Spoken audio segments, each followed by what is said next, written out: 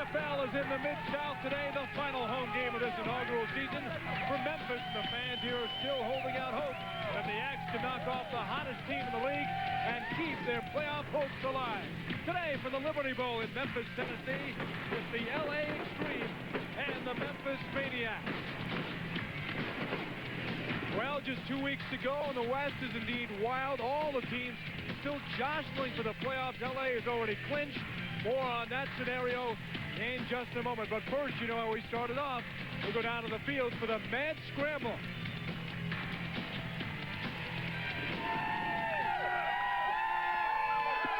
All right, gentlemen. The team that recovers the ball will have the choice of kicking, receiving, or defending a goal. Do not false start. I will say set, then I'll blow my whistle. Are you ready? Yeah. Set.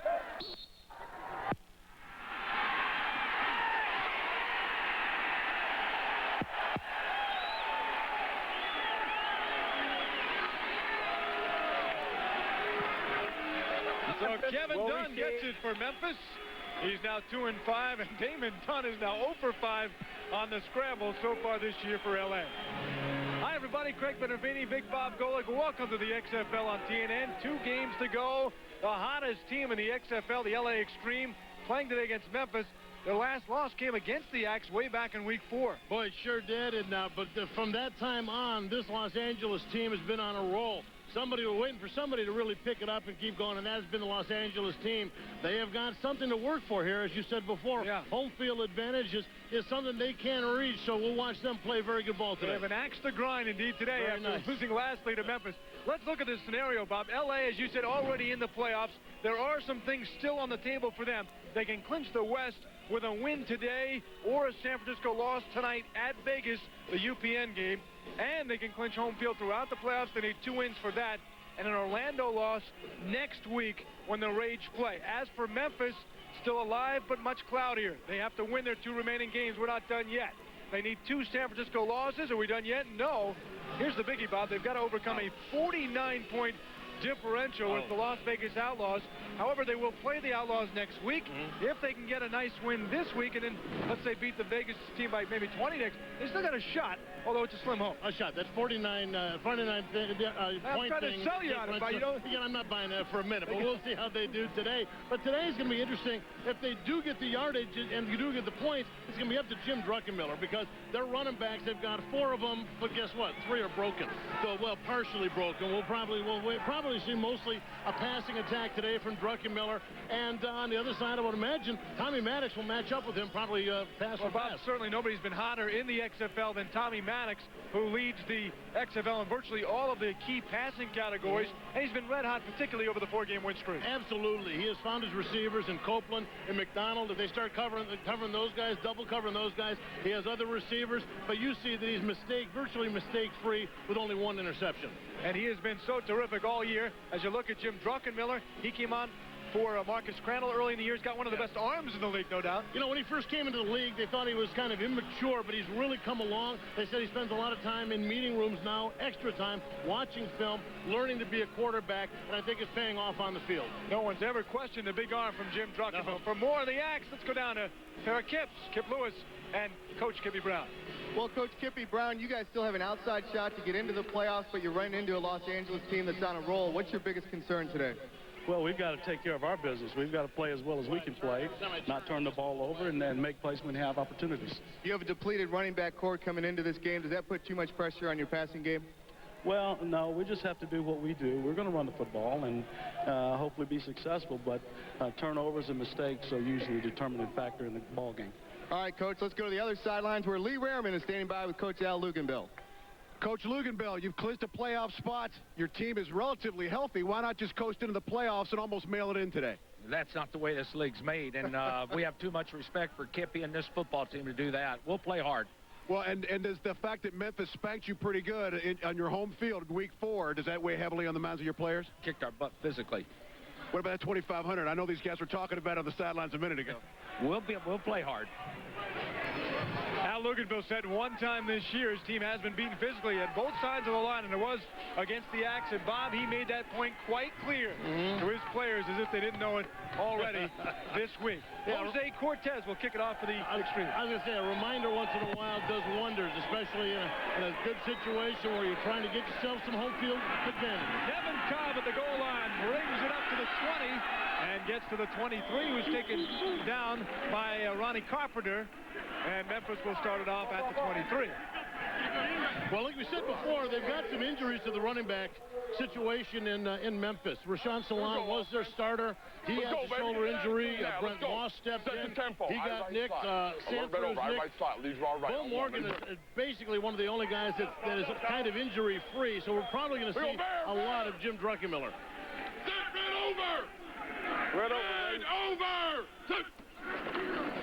Druck handing off Bo Morgan, the versatile back.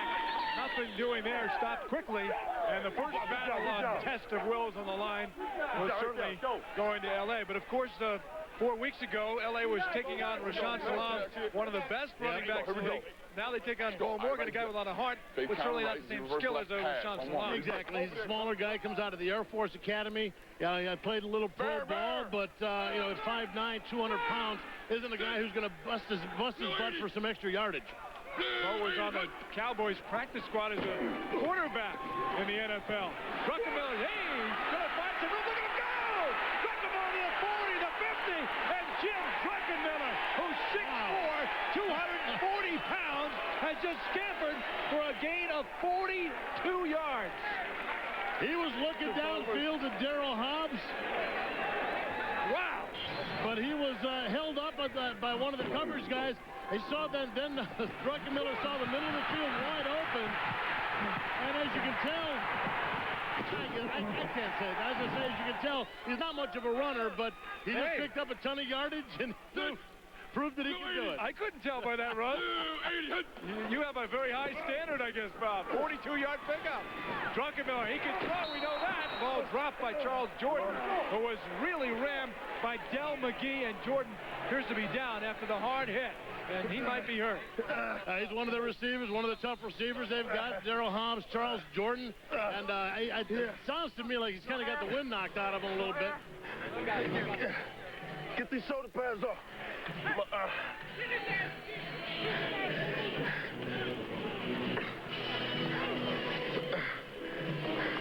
Jordan's been the favorite receiver of Druckenmiller over the last few weeks.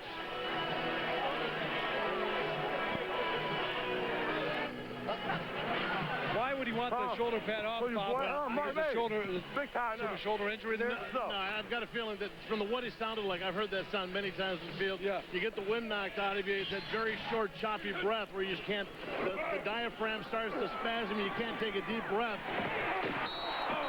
And there you saw the helmet right into the ribs, so definitely got the wind knocked out of him. And, at that point, when you're fighting for your breath, everything feels like it's constricting you, including the jersey and the shoulder pads.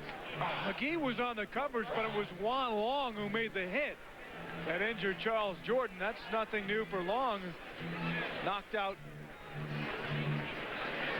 Jeff Fromm back in week 7, separated shoulder, the Orlando quarterback.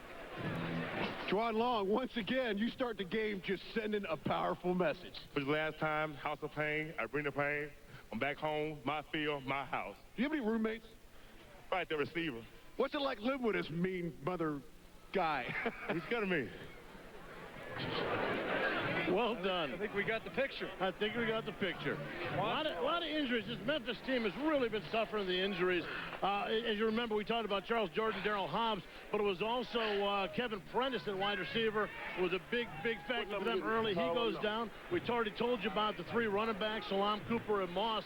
So they have a lot of their primary people have been down and out. They've had to really focus everything around Druckenmiller. Well, I think what you called it originally, Bob, is exactly what happened.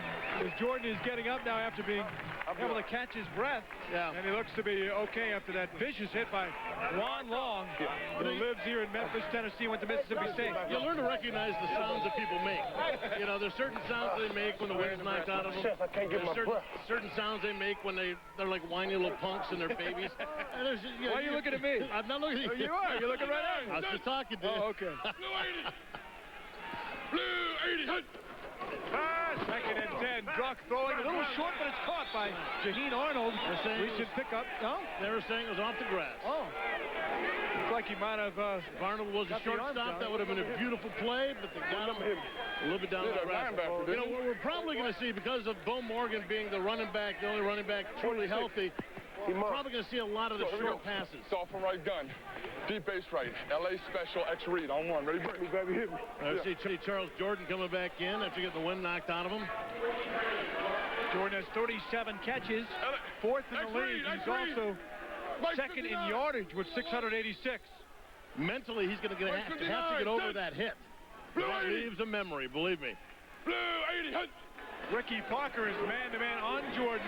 Rock looking Jordan's way, and he fires it to Roosevelt Potts for the gain up near the 31-yard line.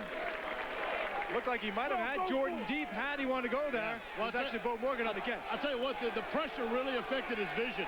He saw Potts short and decided to dump the ball off, but he did. He had Jordan deep. They ran a nice X route. He wanted down the sidelines, had him wide open, but like I said, pressure affects your vision and makes you want to just dump it wherever you can get it off. Look at this, look at that. Just runs it. Kind of somewhat of a pick. Although picks are illegal, so that wasn't truly a pick. Right around the linebacker, Rico Mack, and Al Lucanville told me yesterday, not very happy with his linebacker play. As Morgan running, again, nothing doing. Juan Long again makes the stop. I told you. My help. Juan out of Mississippi State. Now, you wouldn't think with a tough guy like this about a poultry science major. That's what he got his degree. I don't even know what is poultry. Now, somebody's got to kill the chickens.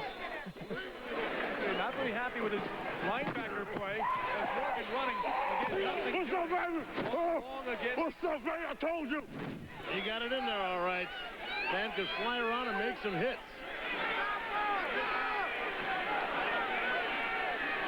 No backs in the backfield for Los Angeles.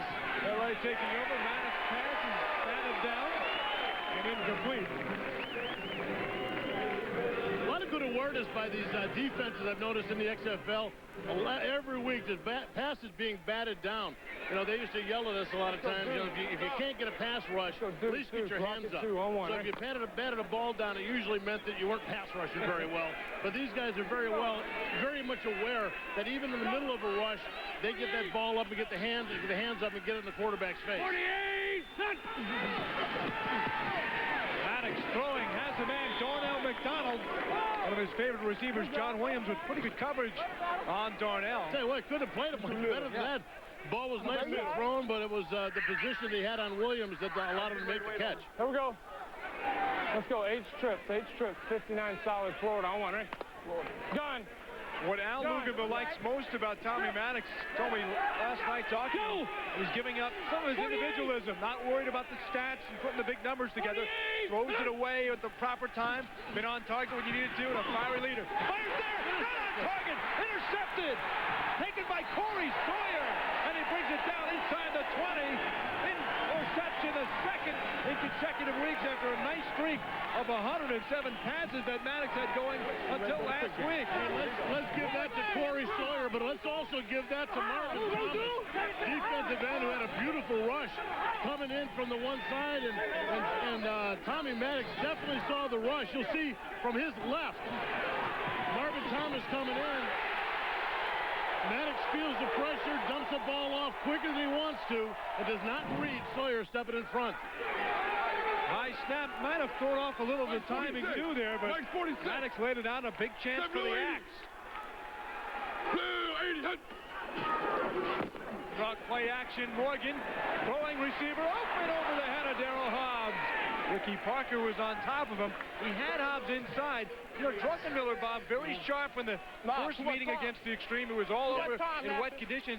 But of late, he has been off a little bit, throwing short and overthrowing receivers. Well, that's one of the things. He's been throwing it a little bit high. At 6'5", maybe you should squat down a little bit. He forgot he's too tall for this. Went left, maybe. Big, strong just a little bit. Let me see.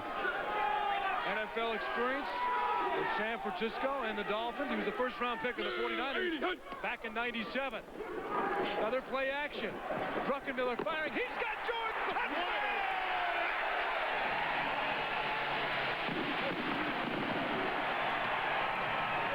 Del McGee was supposed to be covering. Regular. Charles Jordan responding. He was hit hard. Lost his breath. On the first series, he came back here. This is the way to answer. Here you see him. Del McGee trying to catch over man-to-man all the way from the other side of the field. Gets good position. That is, Jordan gets good position on the McGee. Wide open across the field. Right zippers, right spot. Right zipper, right spot. That's how you do that. The Axe have been the worst team in the league on the conversion, just 27%. The league average is 39%. And they're going to call timeout here to get the extra point. So Memphis is on top early.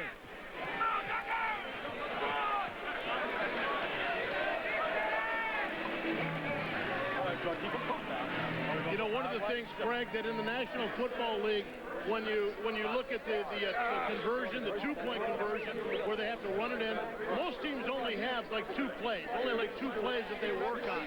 Here in the XFL, because there is no kicking, you know, the Memphis team, for example, they have 5 different plays that they work in. You know, they try to add in more variations because basically you're talking about defenses in the XFL that actually have to game plan for this specific play. It happens every single week. It's going to happen. You're going to face it.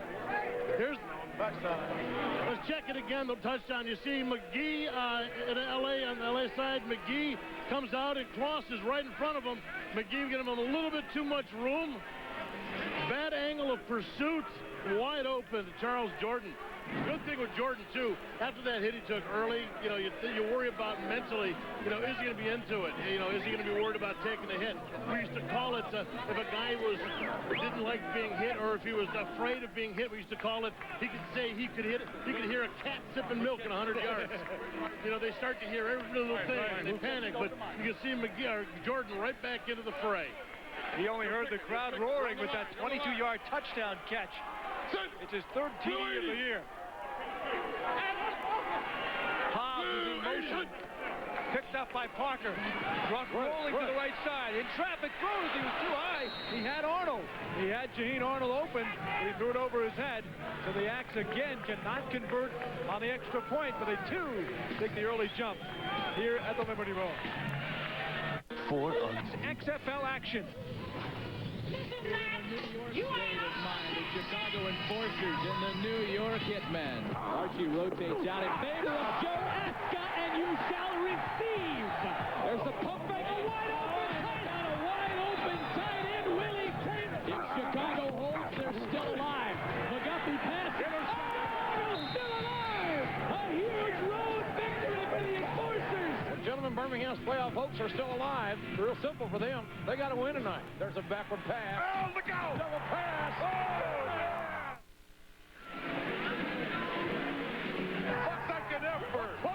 Touchdown. Well, it was a great effort by Birmingham, but I guess it was a better one by Orlando. So Derek Clark's late score giving Orlando the win moments ago. Charles Jordan, after the touchdown catch, heading off to get something checked out. They were, Craig, they were checking up along his ribs. And then one of the things, too, I noticed checking his sternum, because that Juan Long's helmet caught him right about dead center in the chest. And we've seen a couple of guys over the last season's NFL football, a couple of sternum shots with cracked sternums. It's a difficult injury to come back from.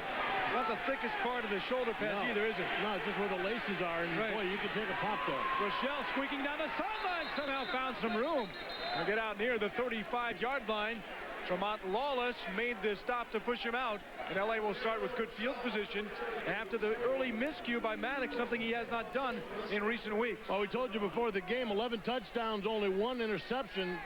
Really had been making the right choices. As I said before, though, it was pressure that and a high snap, I think, that really made him hurry that throw before he saw Sawyer coming into position.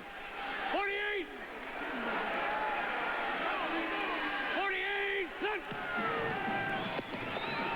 Maddox firing over the head of McDonald. It's incomplete. John Williams was defending.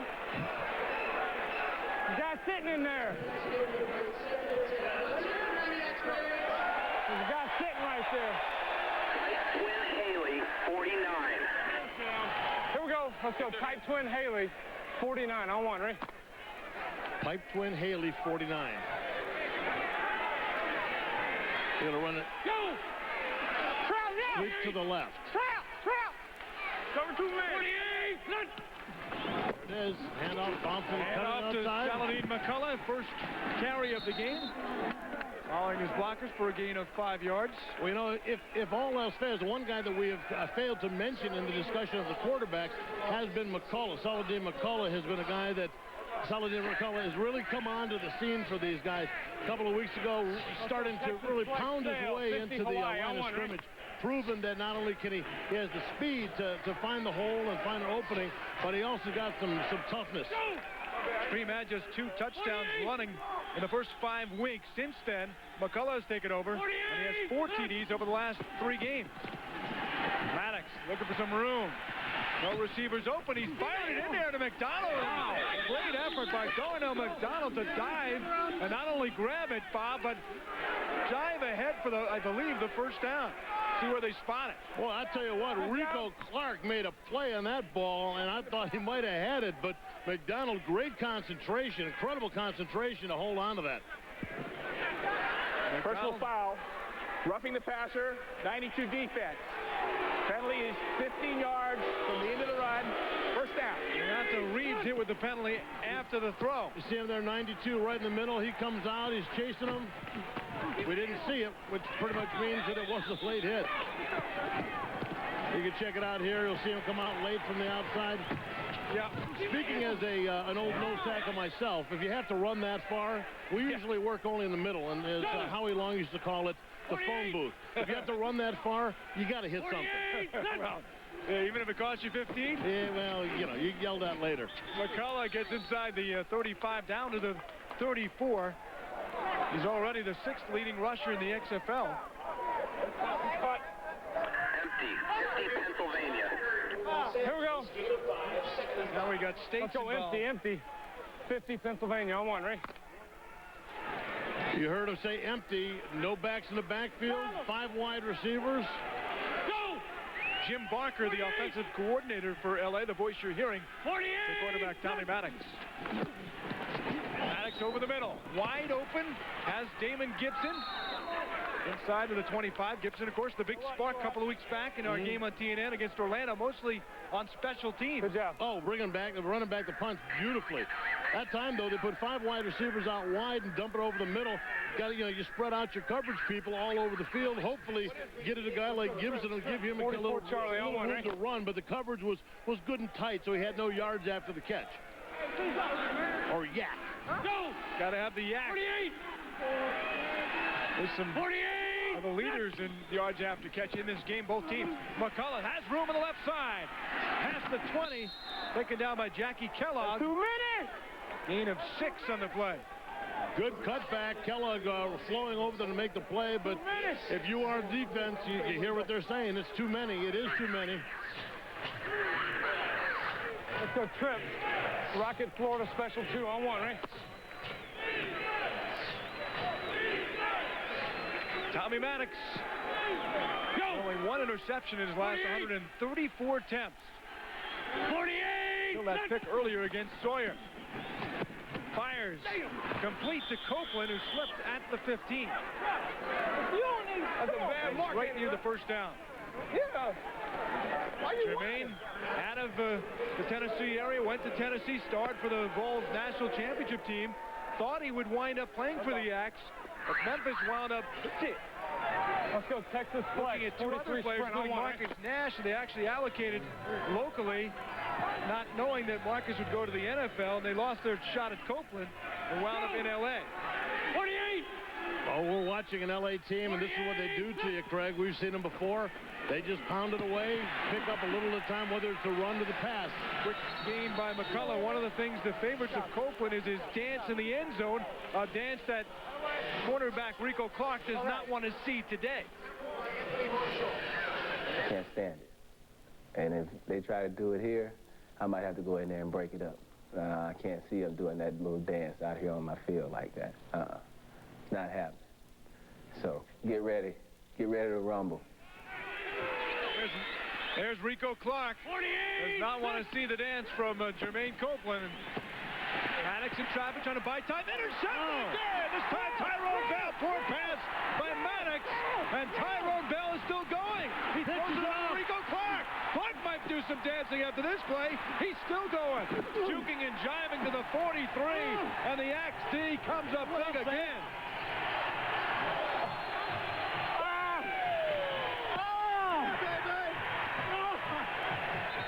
Tyrone Bell makes the catch. Rico Clark makes the run. Once again, it's pressure on Maddox to force him to make the bad throw. He just squeaks it off. And I don't know how you can't see Tyrone Bell at 6'3", 210, hanging out in front of your receiver. Well, a nice dish, too, by Bell to Clark. And we're seeing an LA Extreme team that we have not seen since the beginning of the season. Sloppy, forcing the play, and giving the Axe a life here with slim playoff hopes. Our score here in Memphis is the Axe 6, the Extreme Zip, as we pause for a timeout. Let's take this look at New York linebacker Ron Merkerson, a great example of the U.S. Army's victories in life. In 1998, I was diagnosed with anterior compartment syndrome in both of my lower legs. They had to perform a procedure to release the pressure from my muscle compartments in my lower legs. This was something that was rare in football players. I didn't have a lot of answers and didn't know if it was going to turn out the way that everyone hoped it would. It makes me appreciate the fact that, you know, no matter what happens, that I'll be able to keep pushing through and everything will work out. Listen up, brother. Everybody's gonna know me before I leave here today. Everybody's gonna know me. Tyrone Bell from Mississippi. That's all crazy, baby. From Mississippi as well with the North Alabama. Sixth-round pick of the San Diego Chargers a couple of years ago. Both teams and all the teams around the XFL littered with players with NFL experience, including Jim Druckenmiller. Fires to Darryl Hobbs, a six-year NFL veteran, and he makes the catch out of Los Angeles, California. Hobbs a gain of 7 on the play. I just saw Hobbsy on the field before the game. He's kind of a resident of my old team, the Raiders, so he kind of hung out a little bit there. He's still playing, and I'm sitting up here with you, which I'm enjoying immensely. How things change. Mike 50. He laughed when he said it, folks. Send blue 80. 2nd and 4. Blue 80. Hut. Hand off to Sanford, his first handoff for the game. Gaining a few yards. He's close to the first down. Now, Darnell McDonald, both receivers taking shots here. Jordan from Memphis. McDonald limped off, and they're looking at his ankle. I believe looks to be on the right side of his foot. Maybe, I don't know, maybe it's a cramp. Let me see if I can get it in. Hold on. He's hoping it's a cramp. Darnell, a big factor. He has touchdowns in 7 of the 8 games he's played in. And his 8 touchdown catches leads the XFL this year. Mike 59. He's having a hard time getting any kind of pressure at all on that foot, so it's going to be, unless it tightens up on him a little bit, he's going to have a hard time making any kind of catch. Fires complete. That's the danger of the Axe offense.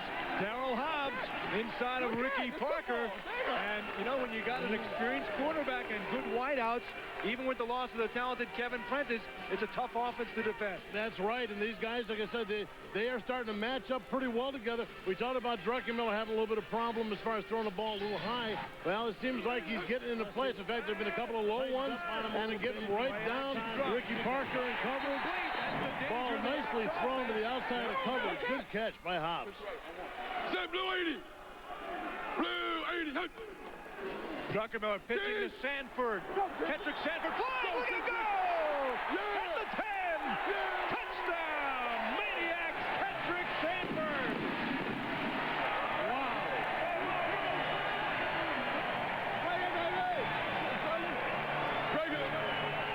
99 fake stop. No Rashaan Salaam. No Brent Moss. And right now it's a case of who cares for the Axe, because Kendrick Sanford has rumbled into the end zone 30 yards, and the Axe have a 12-0 lead and one of all. Bob Golick, you could have run. Yeah, well, maybe not, but well, maybe not, yeah. They came with a strong run blitz, and backside guy just over-pursued. Sanford cut it back and was wide open. Ruck throwing comfortably. Oh, made it look easy. Darryl Hobbs. Hey, which team is the hottest in the XFL? Parker just turned absolutely the wrong way on that one. Now didn't even have to work for it. Here, you'll see right here on the touchdown, he cuts it back. The defense had over-pursued. Everybody gotten upfield. Stafford with nowhere to go except the end zone. So the Memphis Maniacs, all of a sudden, their playoff hopes looking a lot better now. They're up 13-zip. Bugs, the boots and shoes with an attitude, because you never know what you might run into. What's the point difference? As a receiver, Cunningham. First ball, a hard hit. Jackie Kellogg. That was the Lugz hit of the week, featuring the Lugz Frenzy. Be careful out there.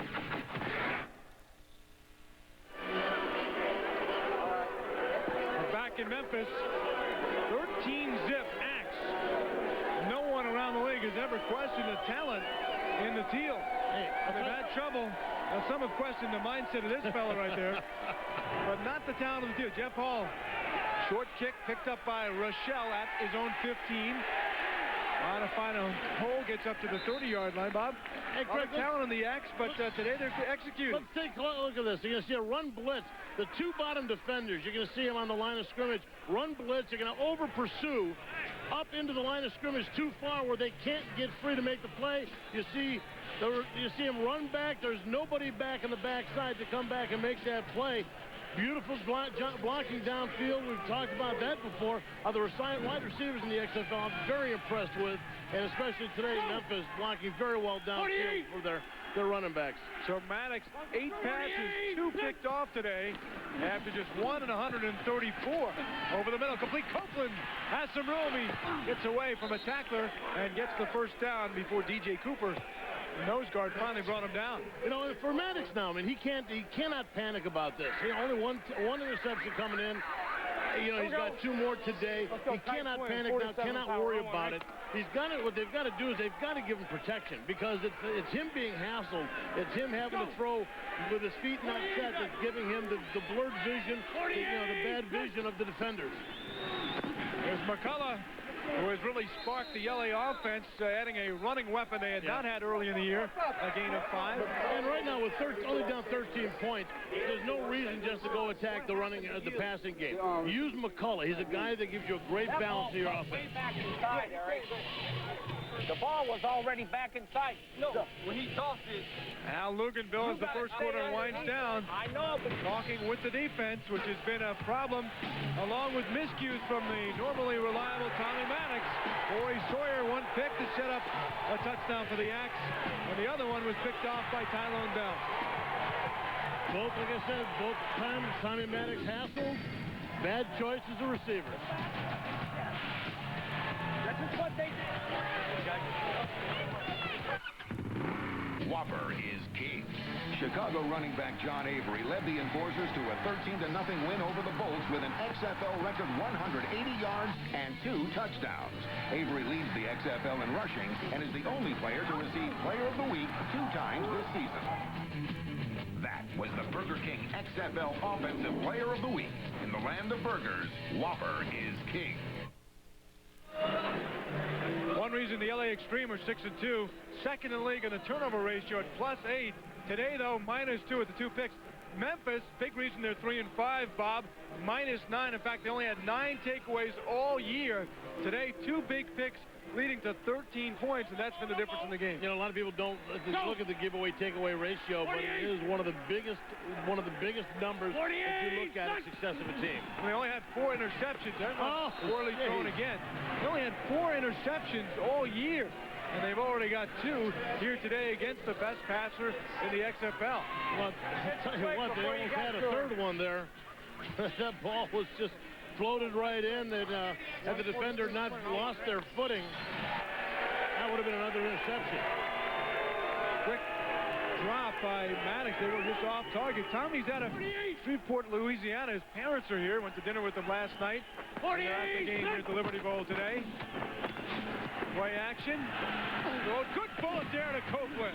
And Jermaine Copeland has it inside Axe territory at the 43. Boy, that was a nice run. Then again, we talked about chemistry between receivers and quarterbacks. He was sitting in, Copeland that is, was sitting in between about 3 defenders as they all kind of closed in on him. That ball was nicely thrown in. Good energy behind it. 49.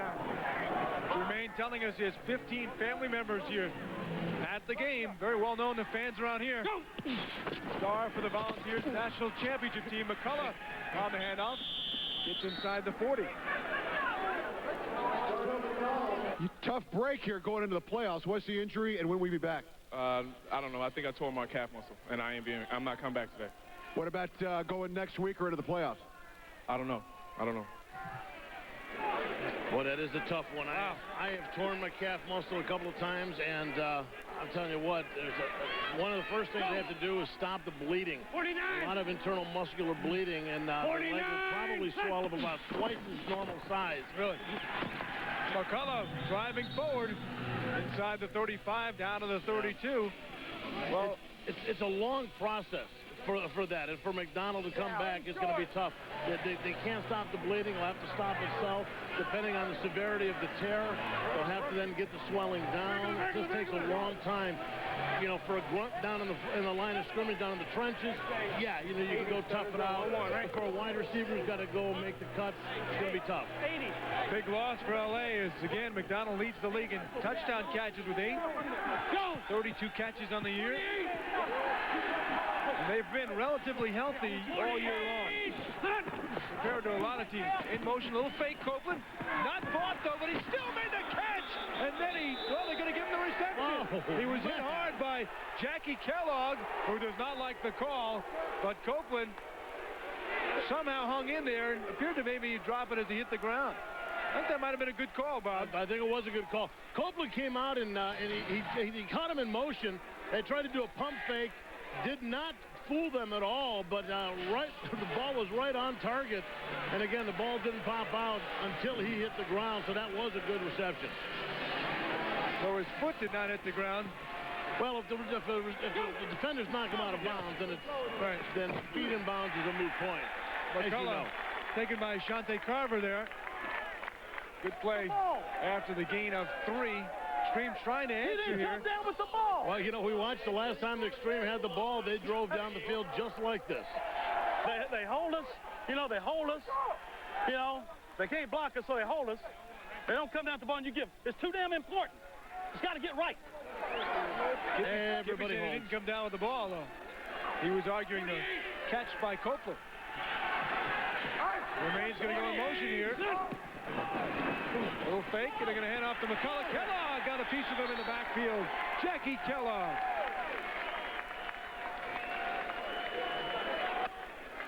It's going to mean a lot. I've got about 19 of my family members coming down, and there's going to be a lot of friends coming, so I'm looking forward to getting back, stepping on my soil, where I was born and raised, that sweet country place, this big state, Tennessee. I'm happy to get back. Something I look forward to. I can't wait to get there. Jermaine Copeland would love to do a dance here. Big 3rd and 13. Maddox on the roll. He's got a man in Gibson. Gibson inside the 15. Not enough for the first down. They're going to have to bring on the incredibly reliable Jose Cortez, the hottest kicker in the XFL, and try and get 3 out of this. Well, like I said, they drove down this time. Last time they made this kind of drive, the interception shut them down. They're going to be happy to get any points right now as they settle for the 3. 3 more field goals last week. He's made 7 straight, 17 out of 21, and he's hit 16 of his last 17 with the shoe on Jose Cortez from 31. Boot up. It's good again. Number 8 straight for Jose Cortez. And our score in Memphis, the Axe leading 13-3. Back after these messages and a word from your local station. ATN. My blue suede shoes. There he is. The ball. And there they are. Shin Yamada from Osaka, Japan. He won the top amateur league over there. A gentleman by the name of Tom Pratt, who knows Kippy Brown, called Kippy about him. He's considered the best player in Japan. He flew to Vegas January 10th after the Japanese season, made the team. He hits hard, good special teams guy, backup linebacker. He was also the first Japanese player to ever play in a NFL game. NFL for Japan. Kick goes out of bounds. And that'll bring up the flag. Here's Cortez's kick. And nice grab. Hey, nice snag, kid. Where's he going? He's gone. He's at row B. He goes to row D. Good move around. Nice. Lady there. Like Damon Gibson making the moves out there. The penalty brings the ball out to the 40. Poor kick there by Cortez. Very short. It only went 45 yards and out of bounds. Not much of a wind factor here, a little bit. Nice 55-degree day in Memphis, Tennessee, the Mid-South. The Axe keeping slim playoff hopes on. Druck's going to take off again. One long trying to catch up to him, and Druck's a tough dude. Is he? Wow. Inside the 45. He runs pretty well for a 240-pounder. You know, I didn't think he did, and my apologies to you, Druck. You're moving well, and I'm telling you what, not only is he moving, he's not sliding. Juan Long couldn't catch him, 146. Exactly, Juan Long tried to make the play. He kicked out of it. And instead of sliding for safety, 17-yard gain, he goes down head first to get the extra yard. 6'4". No, like 6'5", though. Isn't he like 240? He's not your typical quarterback. In fact, he stung his back in college at Virginia Tech. They had a strength competition, and he did, among other things, Timeout. put a harness around him and dragged a Volkswagen, and he had his agent send that to the NFL and say, hey, not your typical little quarterback back there. Druck right now leading the Axe to a 13-3 lead.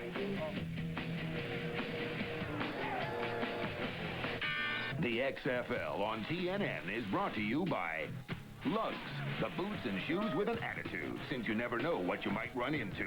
Lugs, boots and shoes. By Milk with 9 essential nutrients. Got milk? By Burger King. In the land of burgers, Whopper is king. And by 1-800-CALL-ATT for collect calls.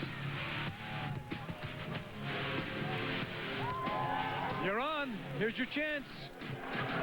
The Axe fans, their final home game of the regular season has been a disappointing overall season because of the record.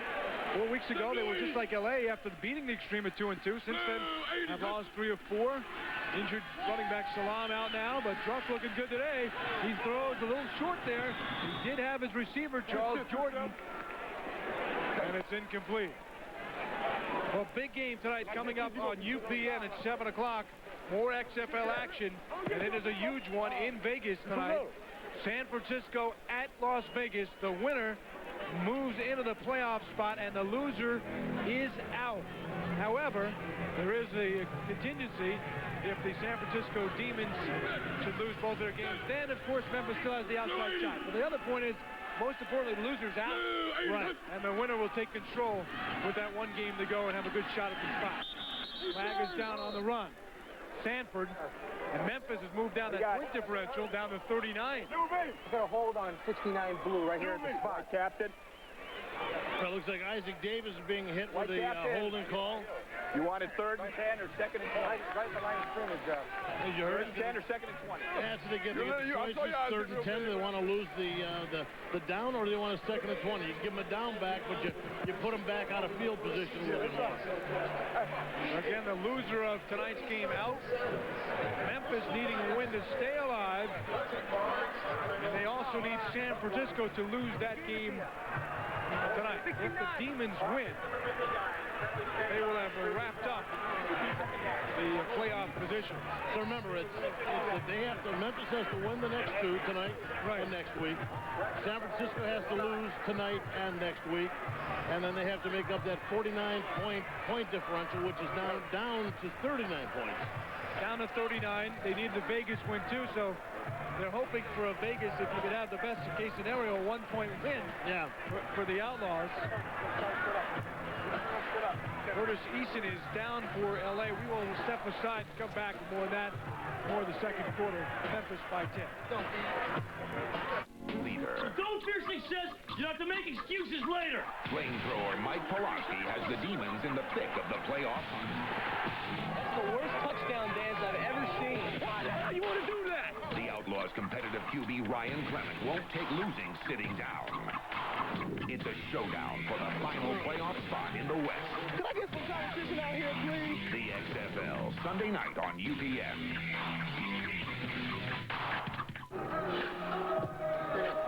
Curtis Eason being attended to on the bench of the L.A. Extreme, have already had a tough loss, believed to be calf muscle torn by receiver Donald McDonald, out for this game, and who knows the rest of the way.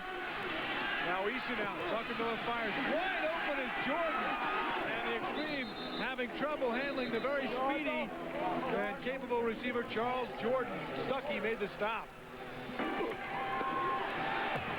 We told you it'd be a big day for Brock, and he's proved it.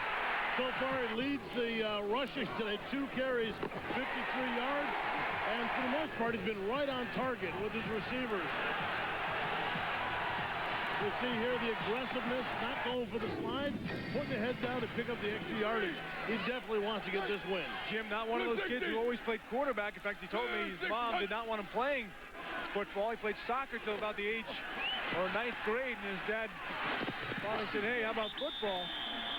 Throws complete to Bo Morgan, but he started in football as a linebacker, running back. His uncle, Dennis Onkotz, is an All-America linebacker at Penn State. And he has that kind of mentality. You think of him more of a rugged type guy. And finally at a camp at Penn State, he went to Penn State football camps. Jim Caldwell, the quarterback coach of the Nittany Lions, saw him throwing. And year after year, he got better and better. And turned to quarterback. Well, you know what? The way quarterbacks are taking the beatings in all the pro leagues now is getting to the point where you better start breeding some big quarterbacks that can take care of themselves. Especially in the XFL. Jeff Hall with a booming punt. It is a beauty. The Godson down at the 5 is Gibson. Gibson trying to find some room. He turns the corner and gets up to almost the 15-yard line before he was 34 out of bounds. 34-yard punt, 7 yards return, and that was all Gibson on that return. He was cornered down there. Boy, did he find a way of at least getting himself out of the shadow of that goal line. XFL on NBC, the Extreme and the Demons at the LA Coliseum. Again, this game has been moved from your initial schedule to Saturday, so fans out in California, make your plans to head down for that big battle next week. The Extreme, the Demons, first place could be on the line in that game at the LA Coliseum. It's Saturday at 8 o'clock. Join us, of course, on NBC for the action, and in person if you can make it out to the Coliseum for NoCal versus Southern Cal, the Extreme and the Demons, next week in the regular season finale for two teams that both hope to be a big part of the playoff picture.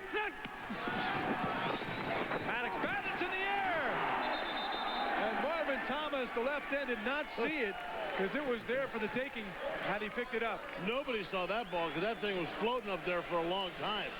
And that could have been a touchdown for Memphis had they seen that ball take off. Watch him as he get his hands up. Boom. Spat that baby up. He got the shot in on Maddox, too. That could have been called, Bob. It could have been killed. I mean, yeah, that was a little bit extra. I don't know why they didn't call that, but he's the defensive lineman. I got to side with him. 48! Maddox, man over the middle is McCullough, wide open, covered well. The play by Paris Lennon. Who missed half the season with a torn hack. He's back in and has played well, according to Kippy Brown.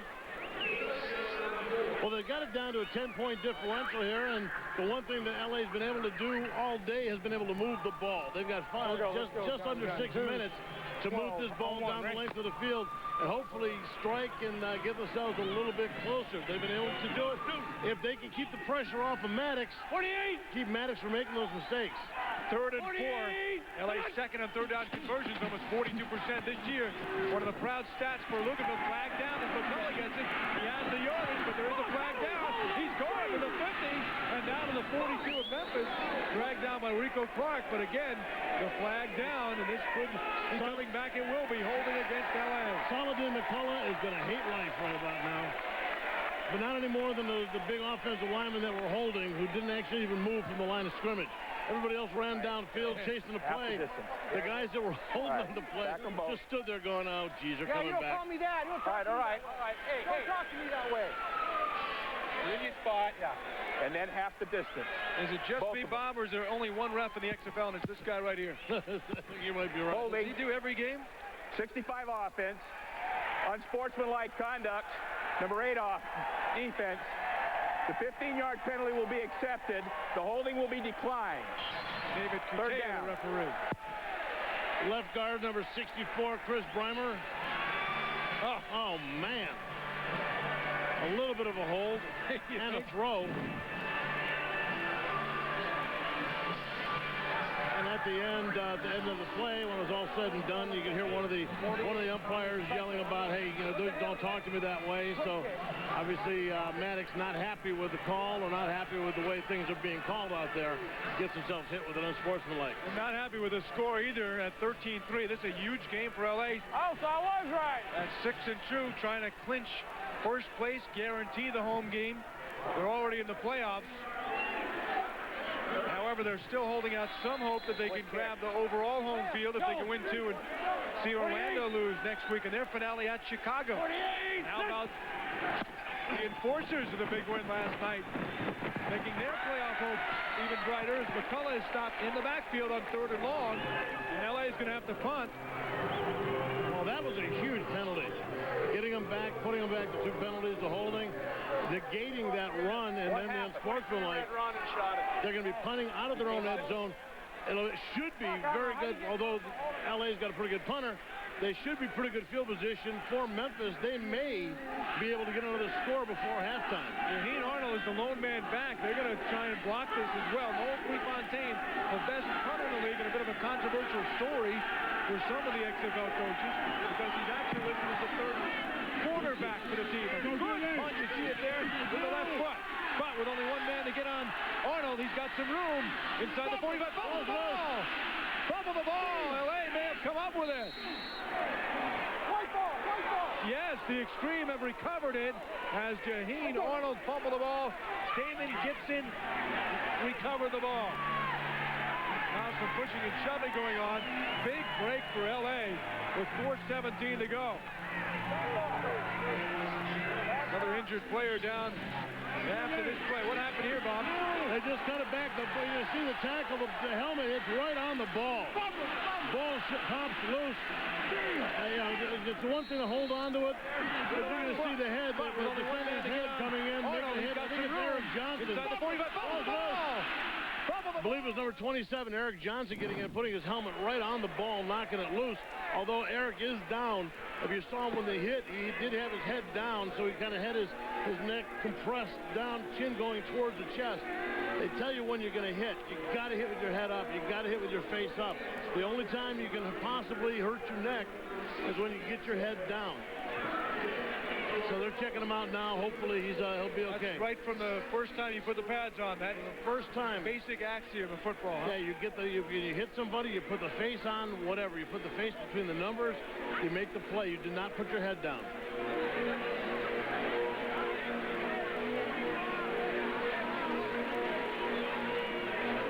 .17 remaining here in the half at the Liberty Bowl in Memphis. Got up and walked off after this tackle. You see Eric Johnson, 27. Do not put your head down. Do not put your head down. Then don't let your teammate kick in the back of the head either.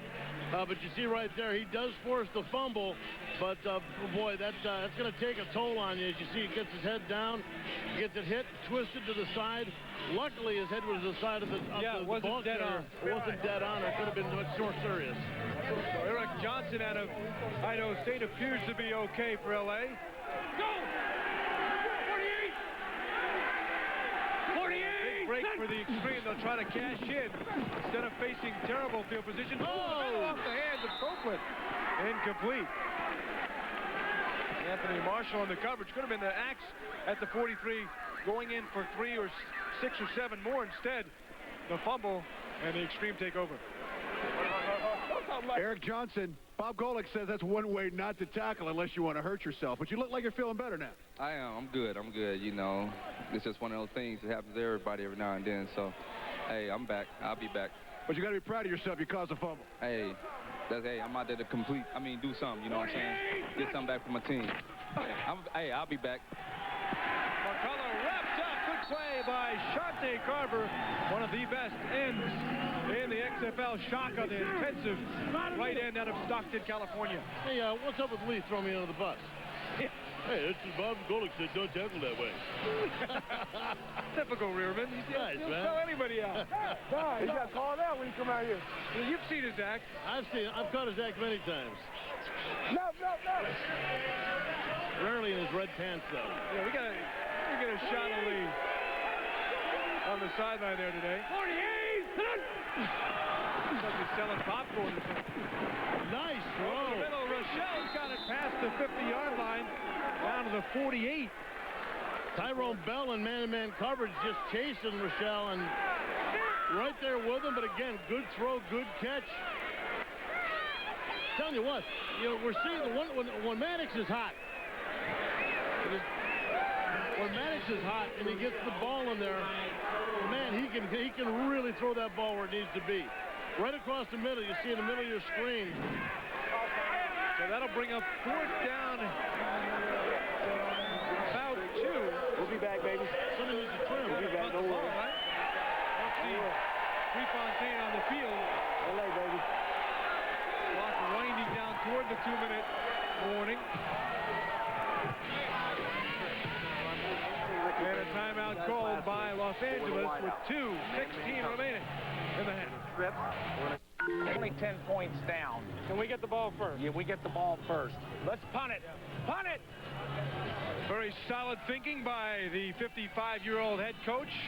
Good guy, Al Luganville, in his 16th season as a head coach, and I think this is a pretty obvious decision here. You're at midfield, you don't want to give the Axe great field position. If they're going to score, make them work their way down the field. Especially when their offense has been playing and producing the way that it has today. And they have the great punter in Prefontaine, the left footer. Look at this, a big play! And it goes out and out of bounds, and that is costly. And, if it was a fake, Tinker Keck certainly didn't have any idea because he wasn't looking for the Kick ball. off out of bounds. Unless it was a shank. 14 of the kicking team. Ball is placed 10 yards in advance of where the ball crossed the sideline. First down. I think he was trying to lob it into the corner where it could have been a free ball. But you got to be on the same page with your mates if that's the case. I think he just did not catch as much of the ball as he'd wanted to.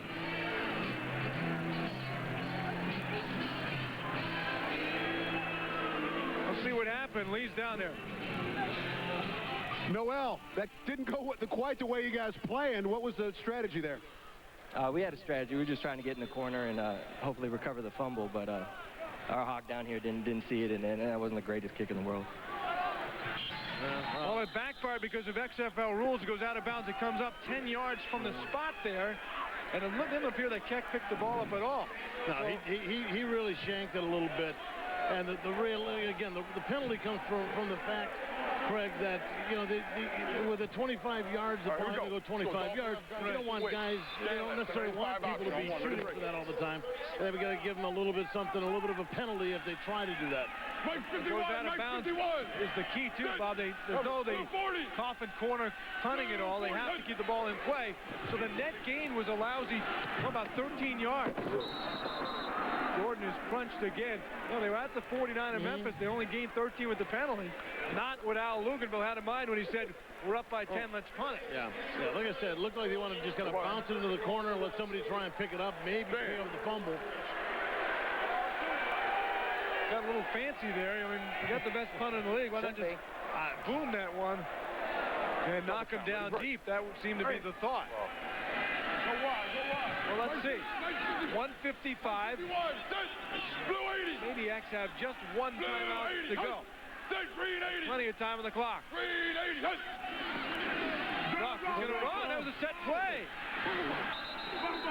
And he got only a couple of yards. Not quite sure what they had in mind there. Got a player down. His wrist. Bernard Williams is down. Been a lot of injured players so far in this game. Fortunately, the only injury of note really so far is the Darnell McDonald calf injury. He's out of the game. They're saying this looks like it's his wrist. We'll have to see how extensive it is. Injury inside the last 2 minutes, a charged timeout as well. You know, Frank, I understand Jim Druckenmiller run with the ball when he sees some open space. Right. I still don't see him being a quick type of quarterback that you're going to have, that you're going to call a quarterback draw with. Yeah. You know, he's not the kind of guy that's got the quicks to make a couple of quick moves, break into the open and do it. Right. Okay, take a look at the left tackle, number 74. His right wrist gets stuck underneath his body. And then another 300, 400 pounds landing on top of him. Chad McGee's falling on top of him. Kippy Brown is also the offensive coordinator. He was telling us yesterday he's going to make a change next year, not be so involved as the play caller. He's more of a, technically the play caller of the team. He based not the coordinator. Let somebody else do the hard work. He'll coordinate it all. Well, he is the quarterback coach as well. And he just says he's taking too much Dolphin right gun switch. of the offense Deep base on right. his own Always shoulders. smash on one. Ready? Break. Dolphin right gun zip. Dolphin right gun zip. Boom, zip. Mike 51. Mike 51. Rich McGeorge, Blue 80. assistant head coach and offensive coordinator, former line coach with the Dolphins. Crawford is in motion, Druck back to pass, firing on the middle, wide open is Hobbs. Hobbs with the 45, hangs on, ball free, ball loose, and stolen upon by Lamont Evans. And he picked it up. Absolutely. Hobbs somehow lost control of the ball. Not somehow. That ball was absolutely stripped. Just absolutely stripped. Evans reached in and just pulled it out. Lamont Evans just pulled that ball out. So we'll see it on the replay. He just went in before the Mantis, before Darrell Hobbs went down. With offense. He specifically stuck his hand on that ball. Back to pass. Check it out right here. Hobbs with the 45, hangs on, ball right out of there. Ball loose, and stolen. So a big turnover, and now L.A. all of a sudden at the 37 of the Axe. It pressured his Maddox. He's driven to the ground, but he got it off to Saladin McCullough, and it was Shante Carver who took down Maddox hard, kind of resembling the shot he got in on Ryan Clement and knocked out the Outlaw quarterback for a while early in the year. One more look at the strip of the ball. Watch this. Right at the end of the play, Lamont Evans reaches in. He feels the ball in his hand and rip. And I've seen guys try to do that on a regular basis. Everybody trying to get the ball taken away, but none. I haven't seen it work so effectively as that in a long, long time. Maddox hasn't taken a lot of clean hits this year, but he did on that play. Maddox firing, side-armed in, another vicious hit. That one was on Damon Gibson. I believe it was Corey Sawyer at the interception in the first quarter. But look at the Shaka Carver who knocked out Clement early in the year. Take a look at the shot that he gives to Maddox right at the end, and that's just a lot of weight coming down right on top of Tommy Maddox. Well, Shaka was telling us he plays football like a gladiator. Off for a couple of years as a first-round pick of the Dallas Cowboys back in '94 and won a Super Bowl with Barry Switzer's team in '95.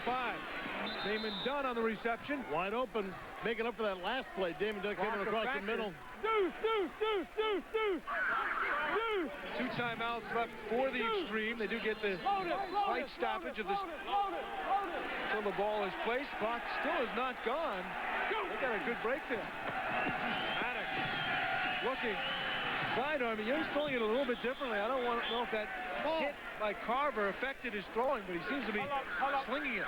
Sidearming a little bit. He got up looking like he took a shot, like he was hurt a little bit. Didn't show what it was. Didn't really indicate what it was, but you might be right. He might be a little sore. Yo, dude. Lynn 16 on one, right? 4 wideouts for Los Angeles. McCullough is the lone back on 2nd and 10 with 27 seconds remaining in the half. They're already in field goal range. It'll be about a 42-yarder from here. Maddox fires that one. Dunn got it inside the 10, down to the 7. And he's going to called a timeout with 21 seconds to go. So the Memphis Maniacs, who we showed you the turnover ratio early in the game, had 2 picks to set up scores, have come back to form by giving the ball back twice here in the second quarter. That ball well thrown between 2 covers. Rico Clark and Tyrone Bell on either side. He made a nice catch. Good concentration. Well, football fans, coming up at 7 Eastern, 4 Pacific on UPN. More XFL action tonight. The San Francisco Demons take on the Las Vegas Outlaws at Sam Boyd Stadium. The loser of the game out of playoff contention. Demons Outlaws coming up at 7 Eastern, 4 Pacific on UPN. And if San Francisco wins, that would also knock out Memphis regardless of what the Axe do today. And that's because San Francisco would have the edge against the Axe. You know, haven't beaten them 2 times this year. You know, before that little promo right then, talking about the game tonight, they showed Tommy Maddox going to talk to Al Luganville. Actually, looked like he reached into his pads under his right shoulder. Maddox looking, throwing, and nobody open. He throws it away. Well, Al Luganville was telling me yesterday about that he gives his quarterback a lot of attaboys for throwing the ball away on a particular play. That is a talent. That is a talent. To make that decision to get rid of the ball, it's something you can't teach these guys. Some of these guys look for the glory, want to make the play, but Craig, this is a time when McDonald would have been big for them. He is was a big red zone receiver. 8 touchdowns this year. You've seen him make a lot of great touchdowns down in the red zone, but he is gone today. Trying to free up Copeland, who was looking at the official briefly. Rico Clark was on Copeland. No, baby, no! No, you know better than that. Hey! Tommy. Hey! Why don't they go Rocket 2? They should have did that a long time ago. Let's go Trip, Rocket, Florida Special Outlaw. I want it. So Rico Clark said he will not see Jermaine Copeland dance. In fact, he may take a penalty and break that up himself. But most importantly, he doesn't want to see him even score on him. And good defense there. 12 seconds left. Maybe time for 2 plays. Good defense again. It's complete. Rochelle could not hang on. He was not going to get in the end zone anyway. But they do have 1 timeout. And they're not going to waste any time here. You know, don't they have time to get 1 pass off? 8 seconds? Without a doubt, they've got time to get a pass off. But it's 4th down. They're going to go for the points, try and get it in. This is points that they didn't think that they were going to get. Remember, they had lost the ball. They thought they were going to have an opportunity to drive it down. They lost the ball, but this great play by Evans gets the ball back to him and gets them an extra 3 points. 25-yarder. 25-yard field goal is good for Cortez, and LA will take it. They're now within 7. It's a scrum in the end zone for the football. So bad.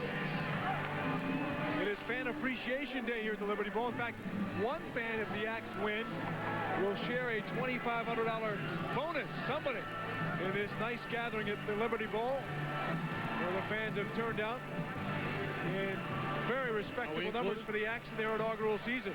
Are we included in that? No. Eligible, no. You get an attaboy. Tommy Maddox, struggle. You guys have struggled in the first half. What's going on out there? Well, they've come out and done some things well, and we haven't adjusted to them. We got to go in at halftime, and the good thing is our defense has played well. We're still in the game, and we get the ball first in the second half. So we just got to come out and put a good drive together.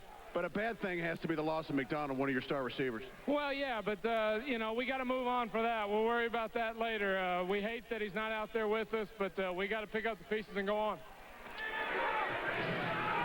Now, one of the things that we got to remember here, too, a little stat. Memphis this year, the first half hasn't had problems scoring points in the first half. 108 points they've scored the entire season. The second half has been Memphis' downfall. So far this season, the second half, they have only scored a total of 29 points. Only 6 points scored in the third quarter. On the kicking team, we'll have to kicking wait the ball and see without a ready. what happens when the 5 yards, second half comes along.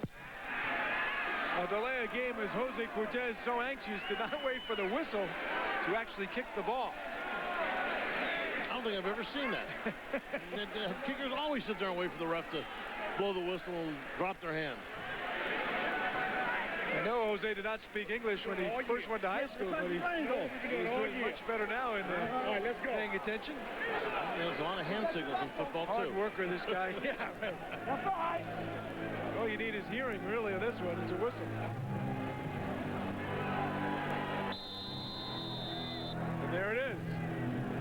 final play of the first half. The Good Hands team taken back by Jim Kitts, and that'll wrap up an entertaining first half with the Axe leading by 7 points. Well, Jim, you guys come out, your offense converts 2 turnovers into 13 points. That was a good start for you guys. Yeah, but we have to eliminate our turnovers. You know, we've done some things that way to really let them back in the game. We're moving the ball well, just with the finish a little better. What is it about this team? That's the one thing that's killed you guys all year, turnovers. You know, I wish I had an answer for that, but I'll tell you what, we're going to play hard, come out the second half, whole new ball game. Jim Druckenmiller with a touchdown pass and a conversion pass, leading the Axe to the 13-6 lead here in Memphis.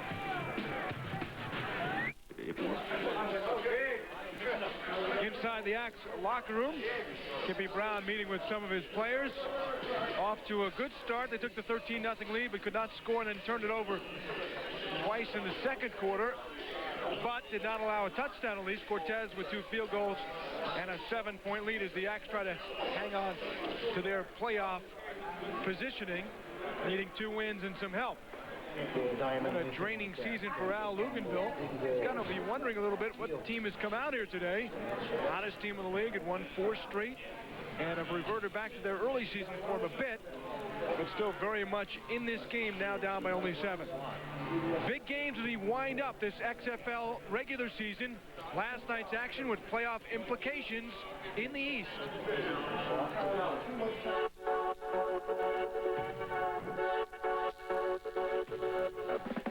We're in a New York state of mind. The Chicago Enforcers and the New York Hitmen. For the Chicago Enforcers, not just a lot on the line, but everything on the line tonight. A loss and the Enforcers are done this season, out of the playoff picture. Well, here we go, baby.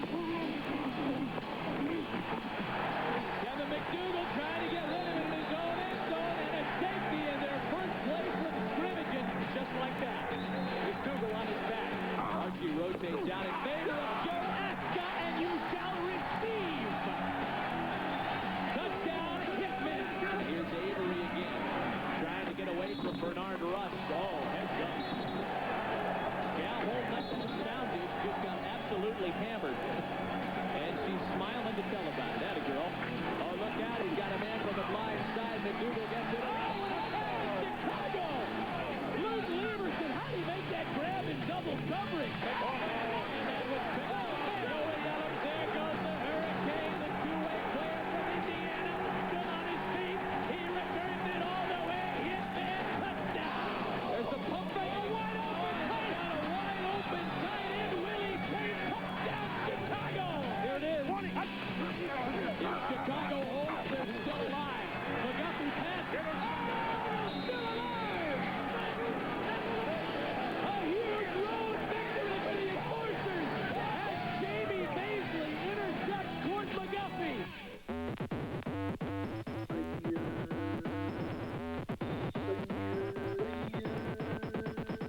Well, gentlemen, Birmingham's playoff hopes are still alive, but it's real simple for them. They got to win tonight. That screen, look out!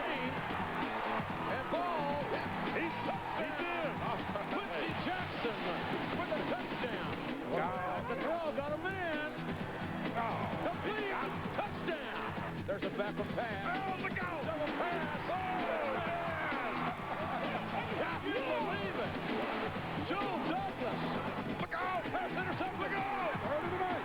Again, the big interception. He's taking it to the house. Number 27. Number 27 again. Douglas, 25. Looking long. A wobbly pass. Downfield. Touchdown. My God, can you believe it? Jared Clark. He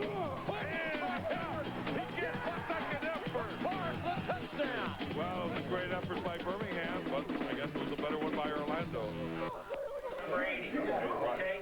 Did you turn him loose if we didn't get a crack ball? No. Back live in the LA locker room. Not give a crack ball. A lot of times, Greg, you don't see too many head coaches talking. A lot of times the assistant coaches, position coaches will break it down individually, but obviously Al Loganville very involved in his team. All right, more from Memphis as Kippy Brown gets set for the second half for his Axe, with the team leading by 7 at the half. 4 unknown bags. XFL, there is more, though, than pride and glory at stake. There's cold, hard cash.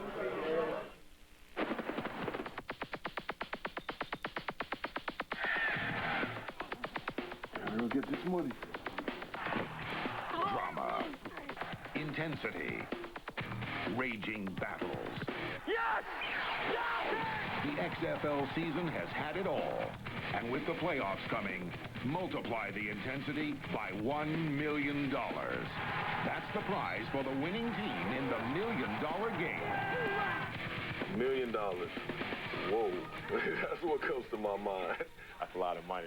Rich, I mean, who wants to be a millionaire? Some say money is bad for the soul, bad for the rock, bad for the roll, bad for the heart, bad for the brain, bad for everything. Oh, yeah! $1 million. Bahamas. Taxes. I pretty much have everything I want in life. I want a helicopter. A Bentley. Make a heck of an engagement ring if anybody's thinking about it. I do anything possible to get that money. Yeah, if you put $1 million in front of our team with another team, hey, we're going to bite, scratch, kick, you know, tear off ears. What would I do? For $1 million, I'd do just about anything. With a jock strap on in my jersey, and I'll run a nice curl route for you in some house shoes and take it to the house for you. If they need me to make a punt or, you know, get an interception, play on defense, I don't care. I'll do anything to get that money. I think any team can be beat.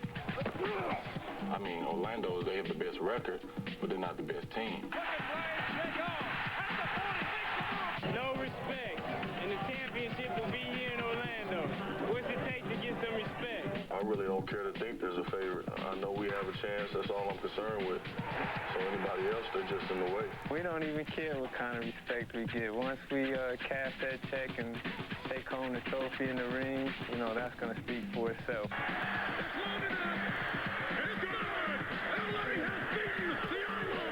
We're probably the one team that's maybe on a roll right now. We've won our last 4, and you know, people are starting to look at us as the favorites. Vegas just won't go away. We just need to continue winning, attain the goal as a team. The money will be there, but it's starting to loom pretty large in all of our minds. If you're in this for the money, that's not going to push you in the fourth quarter. I don't care what anybody says.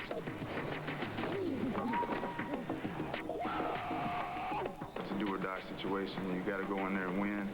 And you have to change your mentality, and you know, you got to lay everything you have on the line. Winning $1 million is a great incentive, but I think even a greater incentive is everybody knowing in their mind and in their hearts that they won the first XFL championship game. In the spirit of pursuing that championship and the big bucks, Al Luganville moments ago to his team. You know and I know we played absolutely horrible, and we're down by 7. Now let's go out and flip the... Start playing our type of football. Okay? Don't stand around waiting for something to happen. Go out and make plays, starting with the opening kickoff. That's right. All right, now let's get a win in here. Let's go, man. Let's go. We can do it. Come on, get in here, Carp. Let's go. Let's go win on 3. 1, 2, 3. Win. Back upstairs, Craig Benavides with Bob Golick, and you got the flavor from Al Luganville. It was a throwback to the early in the season when the Extreme were not forcing the issue and didn't play very well. And as he said, though, they're only 7 downs. The Axe let them back in the second quarter. There's no doubt that they have the tools, they have the weapons that can do this. 7 points for them really isn't anything. But right now, Memphis seems to have the momentum. They have the defense that's playing aggressively. If it's going to be up to Maddox to try to find a way to exploit that aggressive defense, and it's going to be up to the offensive line for Tommy Maddox to give him some protection. Maddox had only 1 interception in his last 134 attempts after 6 early in the season, but he threw 2 today in the first quarter. Again, first one going to Corey Sawyer. Again, he was being hustled, harried by the defender. Charles Jordan with a touchdown pass at that interception. Again, hustled again. Interception. That leads once again to a long run. Nice cutback. Bedford Stanford took it in from 30. They make it 12-0. They got the conversion, and Shin Yamada liked what he saw as the Axe took a 13-0 lead. LA came back with 2 Jose Cortez field goals, one a gift after Hobbs lost the ball late in the half to get back into the game. The halftime stats courtesy of Miller Lite. You take a look, and both teams with 2 turnovers. The Maniacs with less time of possession, although winning the game, they've been getting the ball in pretty good field position from turnovers and the like, so they're not having to move the ball as well. There you see Shin Yamada's parents hanging out in the What's he shooting? I don't know. He's probably got a pretty good zoom lens, getting a shot of his son. Took a lot of. He must have one of those. We talked about Shin Yamada being the only Japanese player to make it in professional football. First one to play in an NFL game over there. There's lots in Major League Baseball now. Yes, that's old hat. Here's Laterio Rochelle's got some room on the left side. Look out! And he's taken down. Good open field tackle by Corey Sawyer, who's had a strong game. The former Seminole makes the stop. Let's look at this. Let's look at the halftime stats one more time.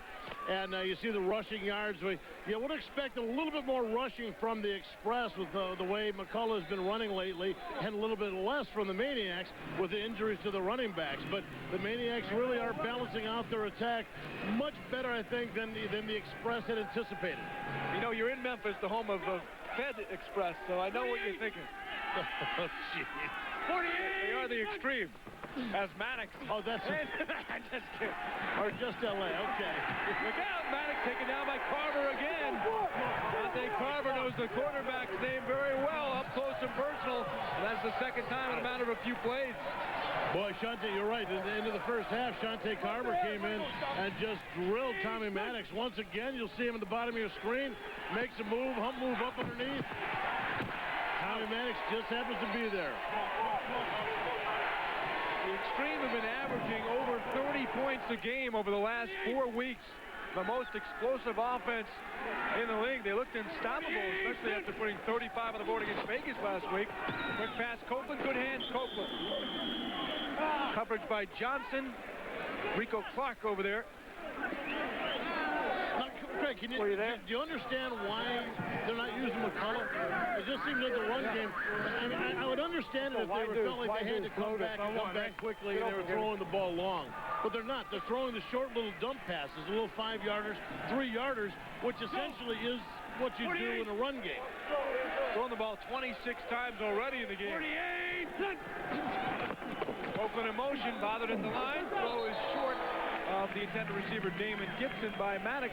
And again, Los Angeles will have to punt, not able to pick off the halftime momentum from the coach and drive the ball downfield.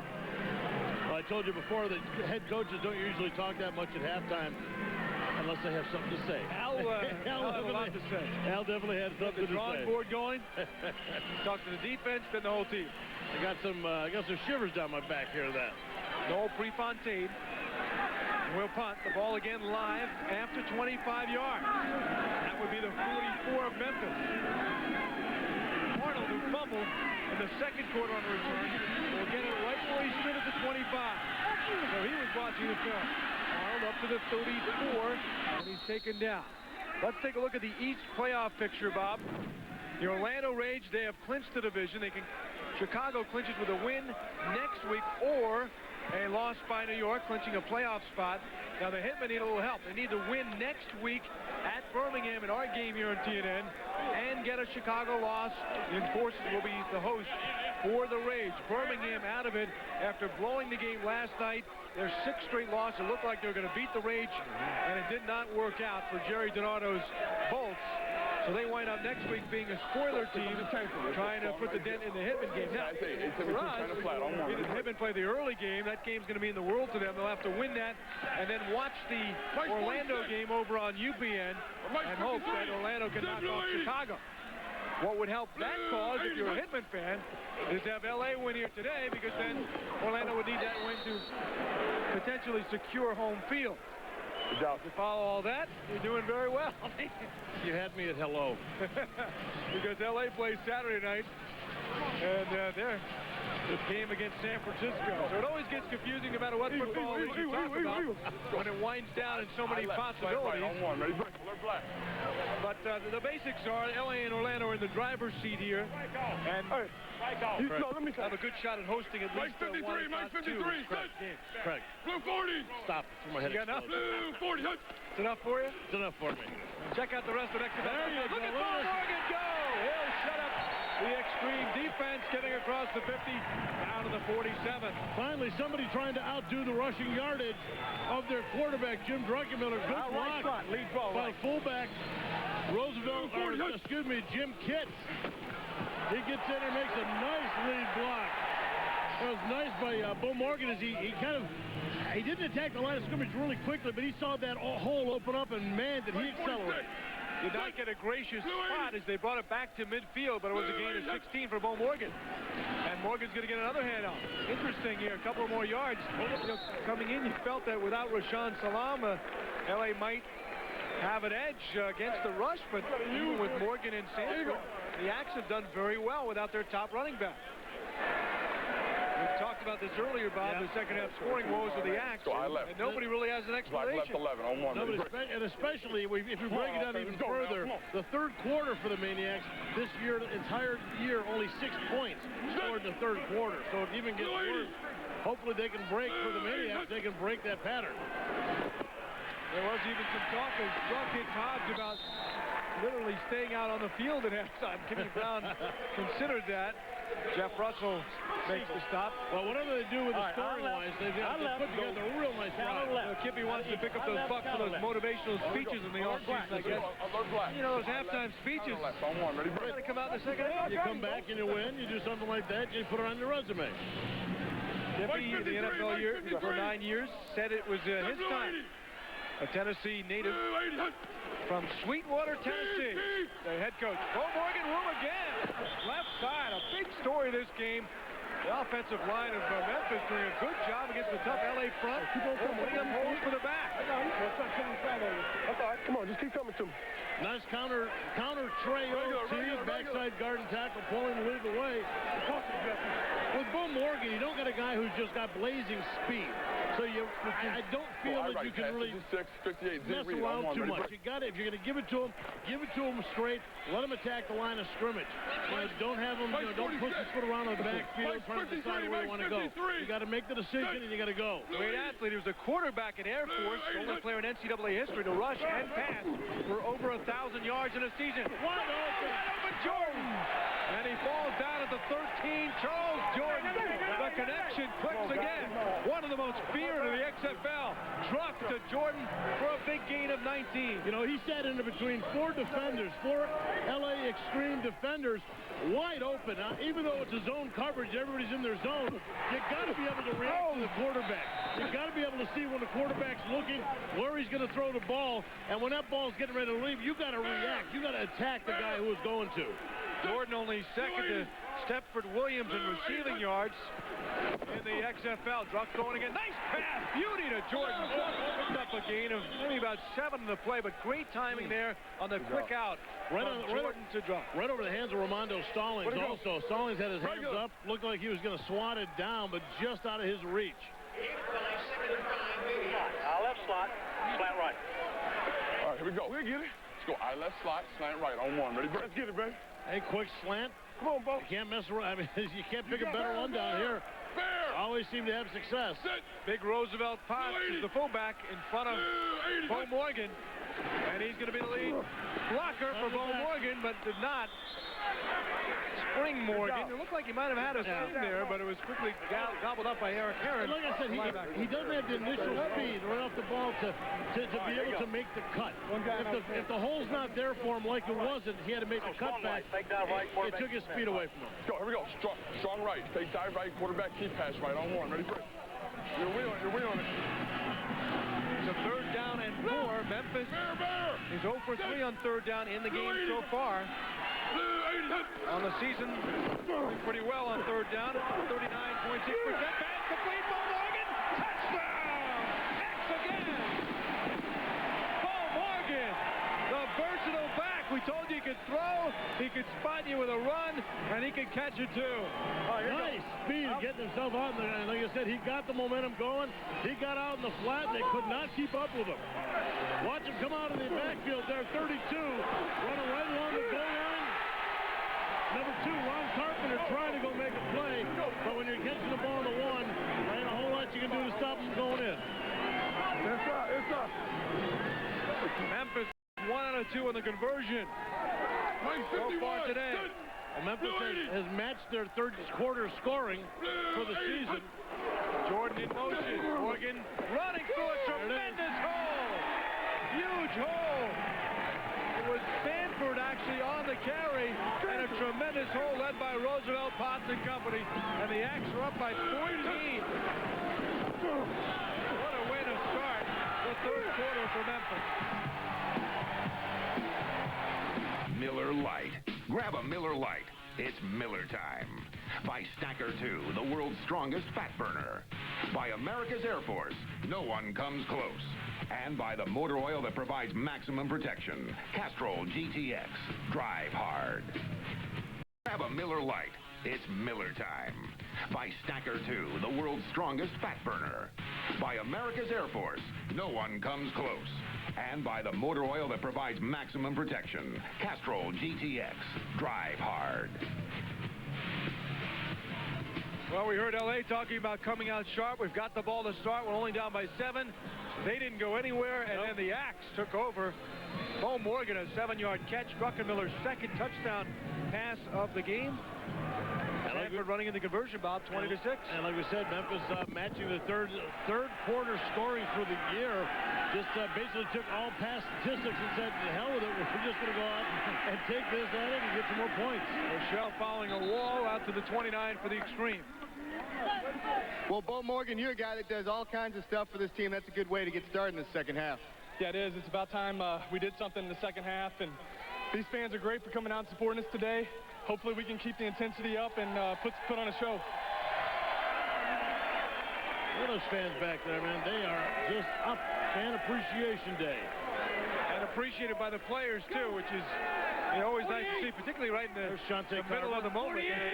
Forward to recognize what the fans have done. There have been some great fans here in Memphis in this inaugural year as McCullough takes it back to the 30-yard line, and the experience of coming out to see the XFL. And we've seen it, Bob, in every stadium we've gone to, that there's an atmosphere that just is electric in the crowd here. And a crowd throughout the XFL, something you don't get from them, quite frankly, for the national press. You don't hear about this kind of stuff, but if you see it and feel it, the people here know what we're talking about, and certainly the NFL players we've seen on the sideline this year in the games, and the players themselves. Run! 48! Gibson in motion. That's going to hand off to McCullough here, so McCullough gaining about 5. So, again, Memphis with their slim hopes, but looking better as this game moves on. Have to win their remaining 2. They need the Demons to lose 2, including tonight in Las Vegas. But they also have to overcome that, what started out as a 49-point differential and is now chopped down to 35 with Las Vegas. They played the Outlaws next week, so they can make up a chunk of that next week. But they'd probably like to get it down to the neighborhood of in the 20s at least.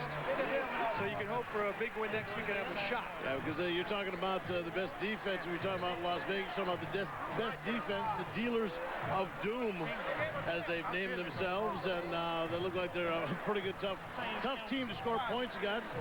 Tyrone Bell right now. Taking a look at him on the field. But I'll tell you what, it has been, every stadium we've been to has just been full of people just excited to watch football. And, a lot of the teams, a lot of the cities we're at are teams that aren't used to having football. So there a lot of the excitement comes from. You'll see here, watch coming from the left side of your screen. Oh, right there, a little friendly fire. Tyrone takes a shot from his own player. Antonio Anderson. Yeah, Antonio Anderson, who was Keystone Copsman over there. As big as Tyrone Bell is, Antonio Anderson is bigger, is going to win that just about every time. The sun breaks out here at the Liberty Bowl. Kind of day you need some sunglasses too. Player on the field. Maddox throws, quick slant Has Rochelle. Nicely done. Again, L.A. going without their dependable touchdown receiver, Darnell McDonald, who was hurt in the first half of the calf muscle injury that could be torn, could be out for a while. Yeah, it depends on the degree of the tear, how badly it's torn. But I'll tell you what, that is one of those plays, that slant, that they just cannot defend unless you get someone up underneath it, or you get a hand on the ball as it's coming in. Because the coverage was perfect on that pass. 4 wideouts for the extreme. 48. In motion is Gibson. And Maddox going to hand off anyway. McCullough has some room right side. Thought about cutting back. Bad idea. Originally, Marvin Thomas on the stop. Marvin Thomas, the first man to make a contact. John Williams coming up. Great job of run support on the outside. They were not going to let it. In fact, McCullough looked to see if he had a chance to cut back. But even the backside pursuit was very good. It was Thomas, Marvin Thomas, number 90, really stringing it out. Where McCullough had nowhere to run, couldn't bounce it outside, and you try to see if you can cut it back inside. Couldn't cut it inside either. Beautiful job by Thomas. Memphis coming in with a 5th-rated defense, but second against the run in the league. You've seen that today. They've done a great job. Not many of the teams running a 3-4 defense, but they're running it, playing it very well. Flag is down. Maddox goes out of bounds. He was looking for Damon Dunn, but there was a flag on the play. Well, if there's a flag down, if there's a flag down the defensive backfield before the ball's thrown, I'm thinking that one of the receivers is being held. Holding on the receiver. 35? Okay, 5-yard automatic for 25. Number 25. Yeah, the ball's not thrown. Holding. 25 defense. Yeah. Penalty 5 yards, previous spot, automatic first down. The ball's not thrown yet. The only thing they can throw on is a defensive back or a linebacker grabbing the receiver. Right here in the middle of your screen, you see him grab the jersey. He got beat. Was not letting Damon Dunn get too far away from him, and that's a heck of a way. That's definitely a way of staying with your receiver if you don't get caught. Kevin Cobb, not one of the more original nicknames in the back of his jersey. Kev Cobb. Must have thought a while over that one. Over the middle, Copeland got it inside the 40. Down to the 38. You know the league of if he hate me and Shaka. Kev Cobb.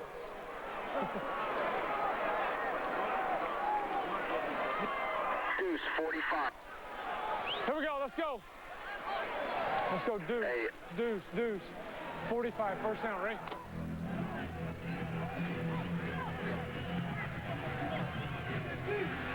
All right.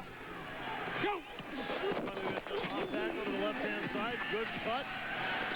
Picking up a couple yards there. Hogan's makes the stop on McCullough. Gain of 4 yards for Saladin. Offensive line's doing a nice job of opening the holes up for Saladin McCullough. They should actually try a little bit more. Wear these guys down a little bit. Make the defensive linemen a little more aware of the run game, and maybe you won't get such an aggressive pass rush on your quarterback. Go! 48! Run! Luganville. 48! Set! The man who gives Maddox the plays the quarterback coach. Maddox firing, and receiver was bumped. Where's the flag? No flag. Wow. I thought he was hit. Damon Dunn going for the ball. John Williams right with him, but I think the only thing that may have saved Williams on that one is that he turned to make a play on the ball. Take a look at it here. I thought he was bumped early. Left side of your screen, he does get bumped, but at least Williams turns to make a play on the ball. And if you're playing for the ball and not just face guarding the man, sometimes the refs will look at it as incidental contact. Ball hit him in the head, too. 48! Maddox, good rush on him. Gets rid of it. Again, Shaka Farmer was smelling Maddox right behind him. Incomplete. Kellogg with the coverage on Gibson. And I'm not sure what a Maddox smells like, but Shaka's definitely got the scent. Oh, no! Probably don't want to know at probably not point of the game. It's a wide trip. So now here we go. Change. Down again. It's 3rd and come on, motion to it. 6 yards. Go! 48! Had 3rd down, but actually it is now they're going to go for this here on 4th down. Copeland in motion. Offside defense. There they picked off, but offside. Offsides in the defense. Looked like a big break. It'll bring up 4th and 5 yards. Looked like Rico Clark when his receiver was in motion. Rico jumped up across the line. 27 defense. Penalty Hey, 5 yards. You know what? Repeat fourth They've been down. using that damn motion all day. They've been offside 3 times and never gets called. But you guys can see us when we're offside. 2 times they've been offside with us high motion and nothing gets called. Well, that was those kind of plays. Watch top of your screen right there. Rico Clark goes to make contact with his guy, definitely crosses the line of scrimmage. Big break there because now it's 4th and short. 4th and 1. Can certainly run the ball now. Have that option with McCullough in the backfield. And behind him and quickly in motion is Gibson to the right in motion. He may have drawn another flag. McCullough was taken, but I think Gibson's motion again caused the act to go offside. Well, it was the left defensive end. I didn't see who was in there, but they better hope it was on the defense after a run play like that. You know, it's a good move, Bob, because a lot of times the players are anticipating the guy in motion, and as he gets to the line, they take off, and it's sort of a fake. He stopped right at the line. Yep. Offsides. Defense number 90 in the neutral zone at the snap. Penalty will result in a first down, 5 yards. A set play. Watch what happens here.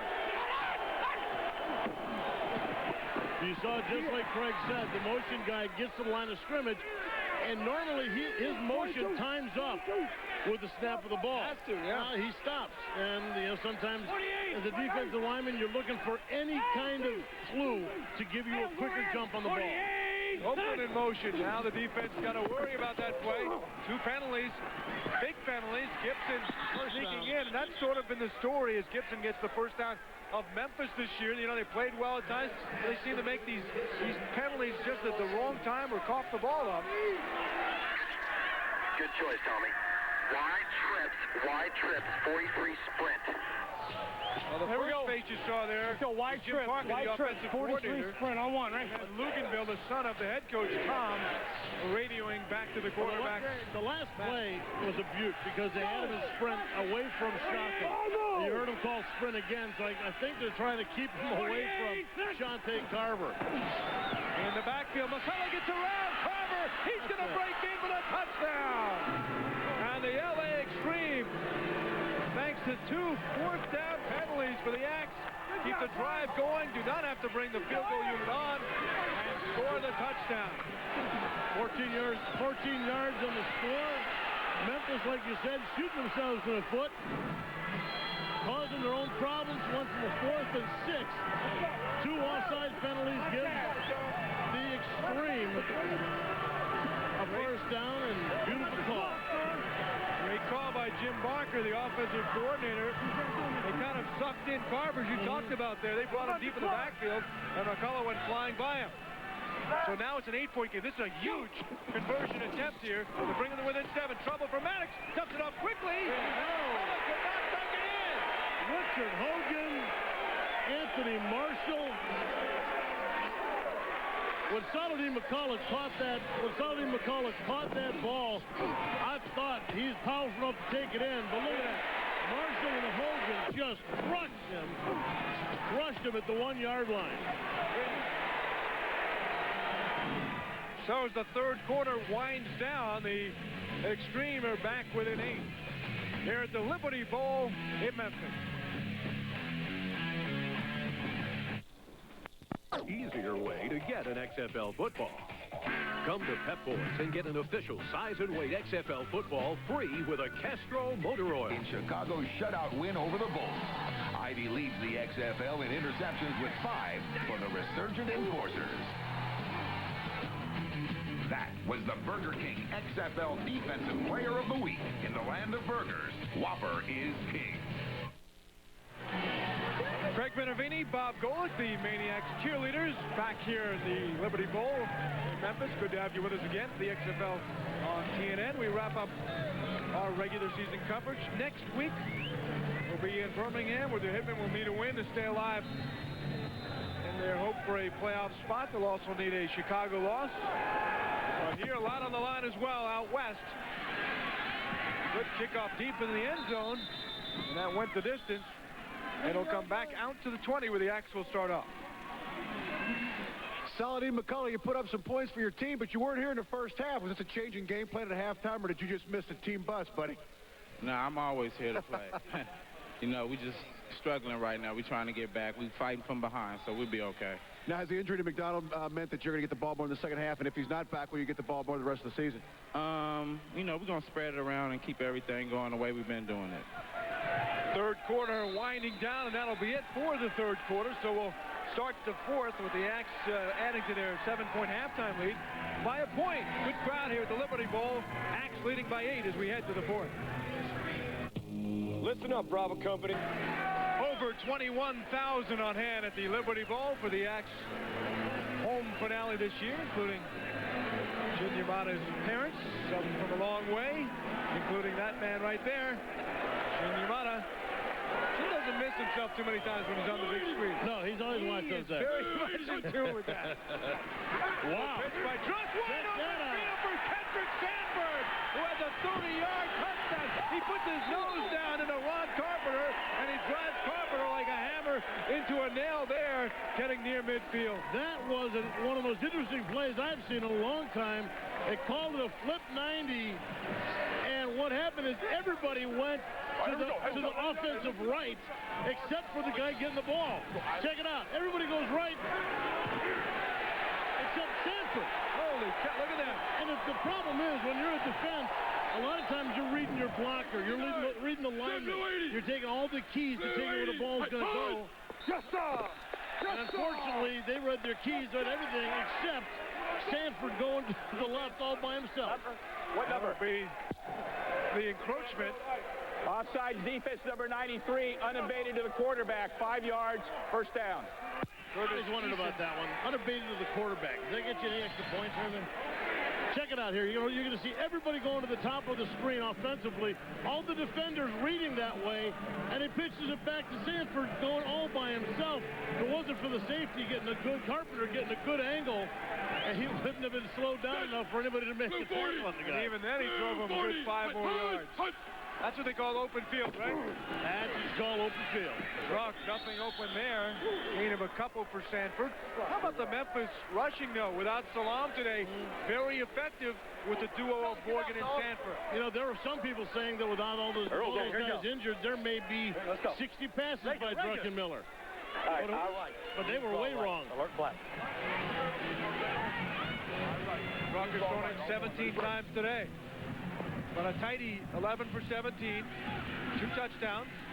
51, Mike 51. With a 28-year-old from Northampton, Pennsylvania, just outside of Allendale. 40. Handing off again, big hole. Sanford. Well, they haven't churned out the 3- and 4-yarders throughout, but they've been able to bust some big runs. All right, here we go. For good yardage. All right, here we go. Let's go. I left. Pass 6 weeks. Now expect the blitz here. Ready for black. I left. Pass 6 weeks. 7:28.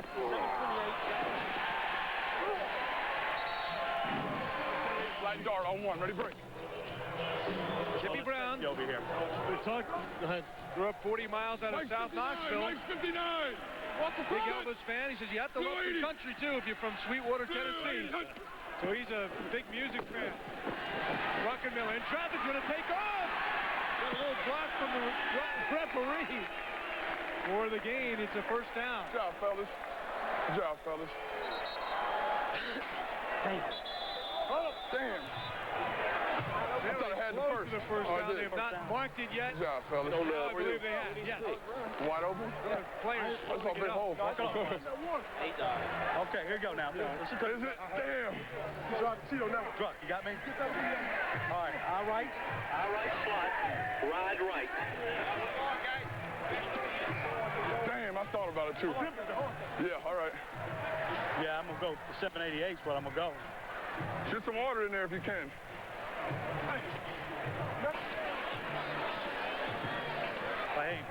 Taxing Bob isn't for the head coach.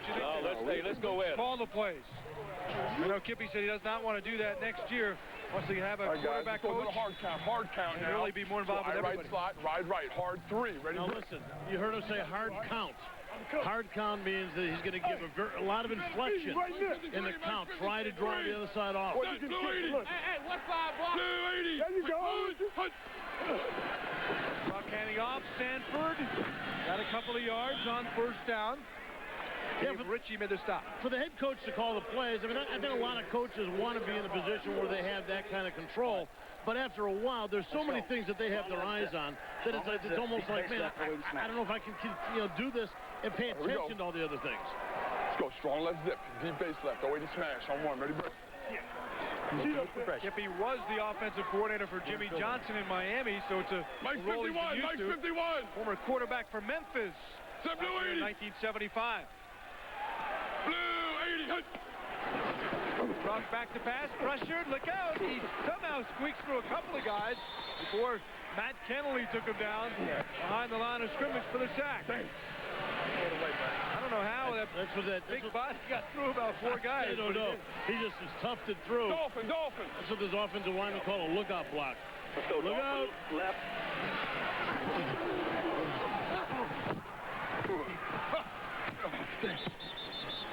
So you want to play quarterback. LA special, X read. On one. Ready, break.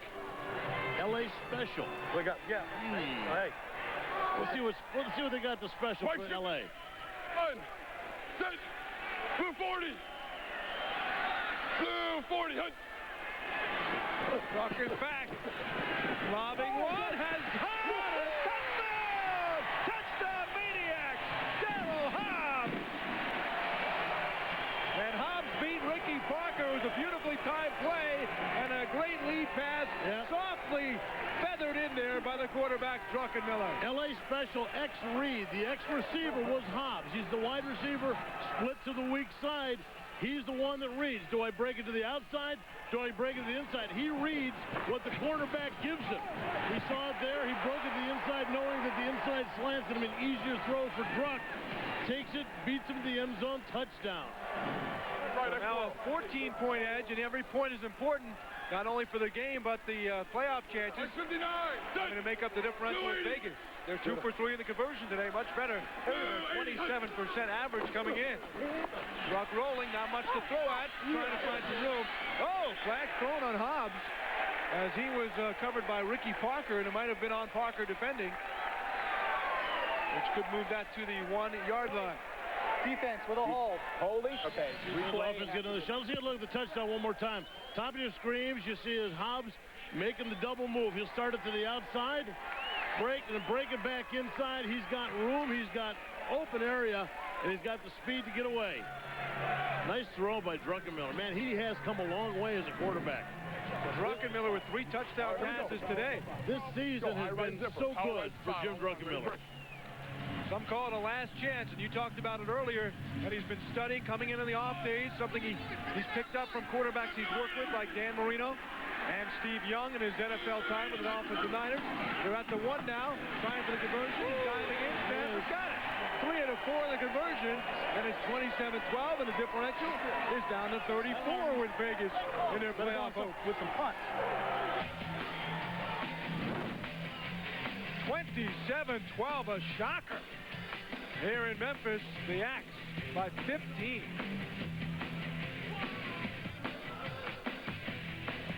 Monster Truck Rally. Western Division title on the line, especially with LA losing this game here so far today. It's next Saturday, fans, in Los Angeles, 5 o'clock local time out in LA. Fans in Southern California can call Ticketmaster for tickets at 213-480-3232, 213-480-3232, next Saturday in LA. And if the Extreme lose this game, Bob, and the Demons win their game, it will be for first place. You saw Jim Druckenmiller, Daryl Hobbs, the connection that has made this victory so smooth so far. Potential victory, I guess we should call it. Yep. With a 27-12 lead, and the Extreme not really showing any tremendous explosiveness yet. You know they're going to have to go away. As much as they might have wanted to use Sullivan McCullough, they haven't used them much. They're going to have to get away from them now. They only have 10 minutes left, and they got to open it up with Maddox. It will be Gibson at the 15. Damon Gibson, good return man, finding his team. Got to the 26, but you know what? Very good coverage all day long by the special teams of the Axe. And that time it was Keith Crawford. Well, Coach, you guys have struggled offensively in the second half all year long. This looks like a different second half team. Well, not all year long, but we've had some struggles like everybody else. But, you know, it's execution. It's doing things right, and not turning the ball over. Do we expect to see more passing offense from you guys since points could be a factor in the playoff race? Yeah, we're going to run our offense. We've got nothing to lose. Druckenmiller with 3 touchdowns for the second time this year against Chicago back on the 10th. The lead high. Maddox with 4 twice, and Jeff Fromm for Orlando with 4. Look out! Deflection, and Rico Clark had some thoughts about not only picking it, but heading into the end zone. Well, we told you about the playoffs, and the only way Memphis gets in, they win 2, and San Francisco loses 2. Then it comes down to this point differential, which was 49 coming into the game. Now it's 34 points. This current point differential with Las Vegas, plus next week, they get Las Vegas. They need help, but they can, at least if Copeland tries to catch it, they can take care of the differential on their own next week against Vegas. But they really need a 1-point Vegas win, or a very slim Vegas win tonight, to not extend that differential, and really could use another score or 2 right here today.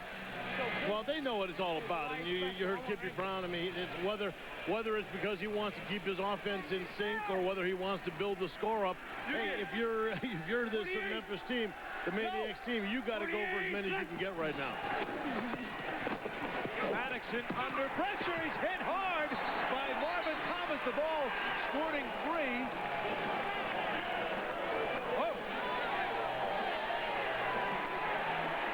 Having words with Marvin Thomas. Flag thrown. Maddox, a fiery guy. He is a guy that likes to fight his own battles. One of your guys did something too. Hey, back up! There's no doubt there's some frustration going on there. It was number 90, Marvin Thomas, coming in to make the hit on Tommy Maddox. And, boy, after the play was over, Tommy just went straight to him. Here it is. You see Marvin Thomas right there, catches him underneath the arm. Oh, he threw a couple of little extra shots in there for good measure. Defense. Personal foul. Offense. Those penalties cancel. And 4th down. It was a clean shot. In fact, it was a beautiful, if you're a defensive lineman, it's a beautiful shot, catching him under the arm like that. But when he took him down, there was a little extra jabbing going on by Marvin Thomas.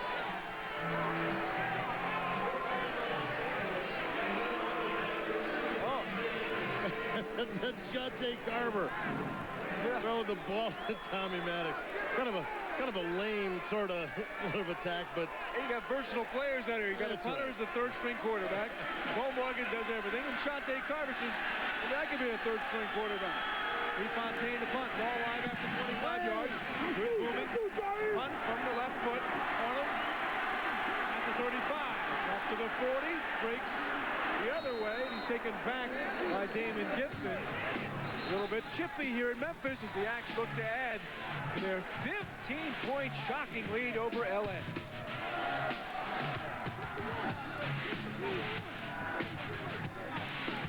All right, well, we've got it. While we listen to our music, we've got a flag down the field. We're going to figure out what's going on. And on the receiving team during the run, penalty be 10 yards from the end of the run. 1st down, Memphis.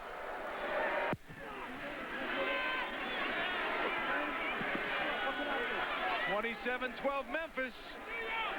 8:27 to go. The XFL on TNN is brought to you by Gatorade Thirst Quencher. It's in the XFL. Is it in you? By Twix. It's all in the mix. By Rogaine Extra Strength for Men. And by Quaker State Motor Oil for protection beyond 3,000 miles under any driving conditions.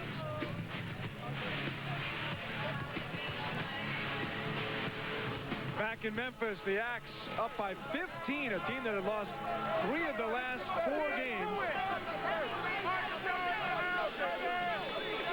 against the team that had the hottest in the league, that won 4 straight, 6 out of 7. Look at those numbers. 308 total yards. We told you they've been averaging 311 yards per game.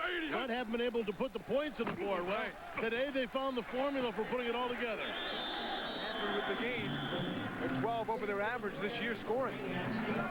Tommy Maddox, into that last series, you started a fight with about 650 pounds of D linemen. What was going on in there? Well, you know, I'm not going to let anybody punch me after the play, and you know, for the officials to sit there and let that crap go on is unbelievable, but, you know, that's the way it is. Well, you're a brave man, but are you done for the day? I don't know. I still think we got a chance to win. Well, Tommy said he got an extra punch from Marvin Thomas. Perhaps we can catch up with Marvin on the sideline and see if that was the case. Looked like there was some extra business after the actual hit. I bet he says no. We'll see. Sanford gets up to the 37, 38-yard line. Looks like Maddox may be coming out. And we also saw Milanovic starting to warm up a little bit, but that could be normal, just being the 7 minutes left in the fourth quarter. Might want to just spark him a little bit. Pass 9, 872, trying to flat. On one, ready, break. Gun. So much on the line tonight in the UPN game. San Francisco, if LA loses, faces the possibility of losing and being out of the playoffs, or winning and all of a sudden having a shot at the division title on NBC next week at 8 o'clock in LA on Saturday. Nice pass again, smooth hands. Arnold gets up to the 48. And if you looked at this game and wonder which team was hot and in first and which team was in last, you'd surely say the team in the teal is one of the better teams. Absolutely. They today have put everything together. It's very strange. I mean, a couple of weeks ago, we took this LA team and watched them against what was then the best undefeated team in the league, the Rage, and watched the LA Express just dismantle them. Well, today you come in with this the Extreme with a team that just can't be stopped. They come up against Memphis, and they can't do anything to get points on the board. First down for the Axe. They're going to head up, use some clock. Stanford. Shelly. On 3. Okay. All right, here we go. Let the clock run now. Here we go. All right, zip. Pass 56, 58 Z read.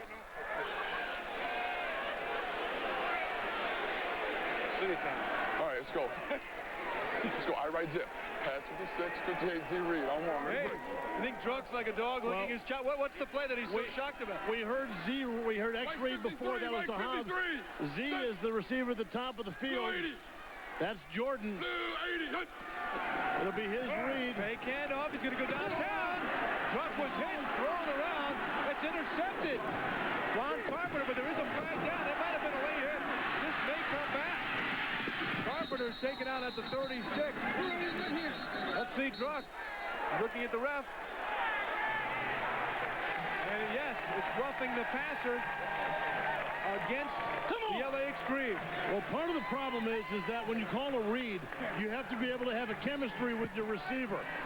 Druckenmiller read that he was on a go. Roughing the passer, 97 defense. 15 yards, previous spot, automatic first down. There you go. Was this after the actual throw or as part of the process? It's part of the process. So you'll see the hit here. There was that extra throw, the extra toss down. But what Druck did, Druck read Jordan on a go. He saw him break to the inside and throw it deep. Oh, no, Druck!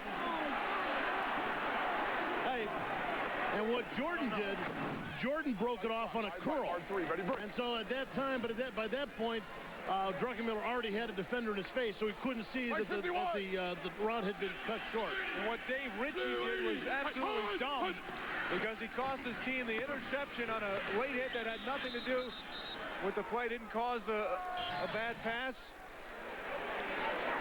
And we'll watch here. You're going to see Jordan at the top of the screen. Druck is right now. He's seeing it go because he's just sprinting down the field. But as the ball as Druck is getting hit, that's when Jordan decides to turn it inside. And the ball at that point, he can't see the receiver anymore. And there's the, as you see, the end of the play, the little extracurricular. He let up a little bit. I think it was more the hit than the throw, because he made contact with him well after the actual pass. That first hit. Right. And then he threw him. Marcus Crandall is come on. In the middle of the sequence here. He hands off to Bo Morgan. Druck, and they may have been shaken up on that play. I just have a feeling at this point with 4 minutes left, they say, you know what, let's just get Druck out of there. They're bringing the defense hard on him. The numbers today, 150 yards passing. You saw this total offense today, well over 300. I don't know. We'll pick it up when we come back, but with the point differential, every point is critical for Memphis right now. Jim, you're over here on the sidelines relaxing, but there's a point differential that could come into play in the playoffs. Would you like to be back out there, and how do you feel about that? Well, you know, Marcus, it's a rough sport for the quarterback here, so you never know what could happen. So we got to get Marcus some time, get him in there, let him get some reps, and, you know, we're playing to win. But you guys do need points. Wouldn't you like to still be in there? Yeah, we would. There's no doubt about it, but, you know, it's a decision we're going with right now, and that's the way it's going to be. All right, we'll follow up with Jimmy Brown's got his thoughts on this with 4:08 remaining here in the fourth quarter. The Axe by 15 have switched quarterbacks with Crandall after a 3-touchdown effort from Druckenmiller. I thought originally maybe he was shaken up by that hit, but that obviously is not the case. Crandall certainly a very good quarterback with the start at the beginning of the year. He can throw it as well. Well, Morgan drops the ball on the 3rd and 10. And now they're going to, hey, I couldn't. He forced the punt or maybe a trick play here. Just get it off. Chris, got to get it off. Yeah, that's kind of a hard decision to understand from my shoes here, Bob, thinking that if your slim playoff hopes are all contingent on this point differential, why would you take the guy out who's having a big game against the very tough Extreme? I can only think that they just, they want to try and keep the other guy healthy. It just took a big hit. It doesn't mean anything next week if you don't cut the differential. I agree with you. I don't know. Nice punt, though. Gibson at the 6. Taken down quickly. Nice tackle, Keith Crawford, after a gain of about 6 right back. So 3:26 left. And Chippy Brown's Axe still lead by 15. You guys trail Las Vegas by 34 points. They still have to play tonight. Did you even think about going for it right there to try and get some more points on the board? No, the most important thing is to win a game for these great Memphis fans and get a win under our belt. We've got next week to play. We go to Vegas. We'll take care of some of that when we get out there. Do you think that point differential with them still being able to play might be too much to make up? No. Every game's different. We'll go out there and throw everything at them, and anything can happen. But first things first, hey, we made up. He's done for the day. Yes. All right, that's Kippy's answers. Maddox firing incomplete. He may say the differential is not too much to make up, but by the actions of not going for it on the 4th and 7 and then switching quarterbacks, and nothing against Crandall, but he's not the starter for whatever reason that is by Kippy. Druckenmiller hot, 3 touchdowns, approaching the league high of 4 in a game. I don't understand the 150 yards passing, over 50, 60 yards. Can you get it? Running the ball. So, he's looking at it from the respect of just getting it one game at a time. 48! He's not going to sit there and analyze it like we're going to do. Right. Which, right or wrong, that's the nature of his beast as a coach. He's just going to take it one at a time. After that shot that Druck took, you probably started thinking, you know what, let's protect him a little bit. The important thing is holding the ball. Running up for extra yards is not going to help us here. Okay? Make sure we secure it. All right, you go run it up? Hell of a job. Run it up, Kip? Huh? Run it up? Go run it up? No. I'm talking about run the ball. No, we're going to start blocking. The important thing is holding on to the ball. 48! They're going to go after it, try and block it. Maddox trying to bomb downtown. Damon Dunn overthrown. Now, granted, this is a long shot, as we talked about all the time. To make up that many points is really a long shot. But it is the only hope that they have clinging to try and make the playoffs is win 2 and win by as much as possible, even to the point of doing plays that are unusual. 4th and 7, down deep. But, you're still talking about a situation where they're going to have 2 losses by San Francisco. We're sitting there counting points on the point differential, but it's still a matter of them winning their next 2 games and San Francisco losing 2. San Francisco, though, Bob, they're playing at L.A. next week, which is going to determine the West Division, potentially. But even if not, it's a tough game at the Extreme. Oh, that's a good tackle right there. Taken down by Tinker Keck. on the play. Got a flag down on Arnold. Around about the 48-yard line. Okay, regular. Now, one other point, Bob, that we haven't brought up, and that is the Orlando Rage. We're watching this one with a big smile today. Flyer. Okay, and Memphis is the X hang on. Orlando will clinch for the overall top seed in the XFL. And that means holding 25 of the receiving team during the return. Penalties 10 yards from the end of the run. First down. So you heard the penalty. The Orlando Rage, if this score holds up. Let's go. Marcus. Check it out right there. You can see the block. You can see a little bit of shirt, a little bit of shoulder pad. One of the guys half undressed. It's an ugly sight all around. Approaching the 2-minute warning. But if Orlando can win their first-round playoff game, Bob, then the championship big game at the end would be in Orlando. A big if, but Orlando Rage watching this game. We'll see what the Axe will do. Deep in their own zone, trying to put some points on the board, we think. Back in a moment. 15 minutes on UPN. There's more XFL action. The San Francisco Demons take on the Las Vegas Outlaws at Sam Boyd Stadium on UPN. The loser of the game will be eliminated from playoff contention. The Demons, the Outlaws, coming up 15 minutes, 7 o'clock Eastern, 4 Pacific on UPN. And for San Francisco now, this game looms even larger because a victory not only puts them in a playoff spot, they will have clinched with a win, but gives them a shot against LA next week in the NBC game to somehow pull out first place in the West. And that chance remains if Memphis can hang on here and San Francisco can win their game. Of course, the Axe are hoping for a Demon loss to keep their playoff hopes alive. And we talked about the change of quarterback, Marcus Crandall, and well, you know, the choice. Okay, why not go for more points just in case it comes down to a point differential?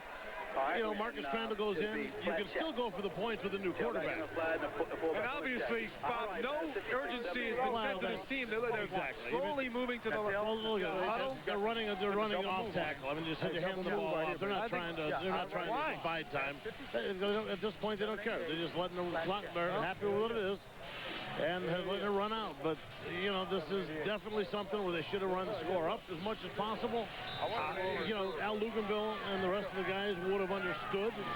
You know, they understand the game of points. 188 flat check on one. I mean, you could understand if they were losing or, you know, it was a one-point game maybe and it was a 50-point difference still. They made up 15 points in 3 quarters, basically. And had been the guys slowly moving to the huddle. There's no sense of urgency. Randall's going to throw here. He's going to go bombs away here. He has Hobbs out there, and it was just a penalty. Oh, I don't know. It was a late flag. And the refs defense, he was digging for the flag. He was having a hard time getting out of his back pocket. Catchable ball? Yeah. Really? Ball was catchable. He was moving right on behind him. Defense number 29. Automatic first down. Spot of the foul. Ricky Parker on the back. We couldn't, from our angle, it was kind of tough to see. But he got it right about there. Jumped him a little bit early. Come on. They got a 47-yard penalty. Terrible call. It was a bad angle. It was from the first angle was better than that. It's a bad call. Horrible call. When have you ever worn black and white stripes? I know. Hey, you watch the game. You don't have to be a rocket scientist. 380. Thank goodness. 380. First and 10, Crandall. Play action. They're going to go for the end zone here. No, short of that, but Jordan, but at least they are certainly smelling the end zone and going for it. I heard we were saying just a minute ago, their first play out, they go and run off tackle right. You start thinking, okay, they're just going to let the time run out. And obviously they, you know, maybe Kippy Brown's discussion with our Kip Lewis was changed his mind a little bit. Read right, 580 shoot. Pop. Let's go. There you go. Strong right zip. Let's go. Strong right zip. Read right. 580 shoot on one. Ready? Marcus Crandall out of East Carolina. Led the Pirates to a couple of bowls, including a Liberty Bowl win here in Memphis in his college days. $1.39 to go. In motion. is Crawford. And Crandall is throwing down a flag. Oh, He's that'll throwing hurt. down. That'll be a hold on that one. With the sack, though, they might just decline the penalty. Yeah, well, they're putting them. What's the flag?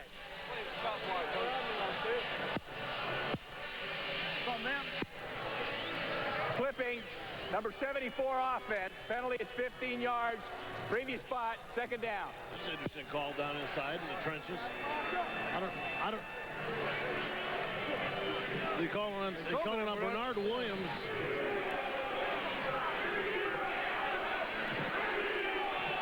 The left tackle there. Never even touched him. That's two for two. That's two brutal calls. That was actually one brutal call. The other one before that. Trying to even up, I think. He knew it was such a bad call. He better even that up.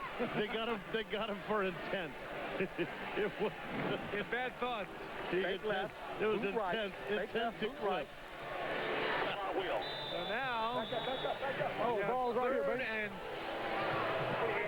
20 yards. Third and 17, they're listing it. Right, slot wheel. Let's go. On left slot. Now, it would be a 49-yard field goal attempt if they don't get this in terms of any yards. So that would be a test of putting some points on the board in a 15-point game with a minute and a half to go. A sack would put him out of field goal range. Crandall back, play action, rolling. Rolling and looking. Gonna throw to who? Misfiring with Kitts in there. Part of the problem you get with a new quarterback who doesn't get a lot of reps is the fact that his vision gets a little constricted. He gets a little nervous, doesn't see a whole lot of things. He had Bo Morgan sitting all by himself. The entire, watch him in the tailback, sitting almost on the XFL logo in the middle. He's going to come out to their left side. Watch, coming out late. He is wide open. If he turns and sees them and lays it out, they've got another touchdown. Well, they're going to buy the 49-yard field goal attempt from Jeff Hall, who happens to have a pretty good boot. He has a good leg. We had a 4 between the 40 and 49, although he struggled of late. And they're going to go for it on 4th and 17. Crandall fires. That's not going to be enough. Just a little short. Well, it's close. It is close.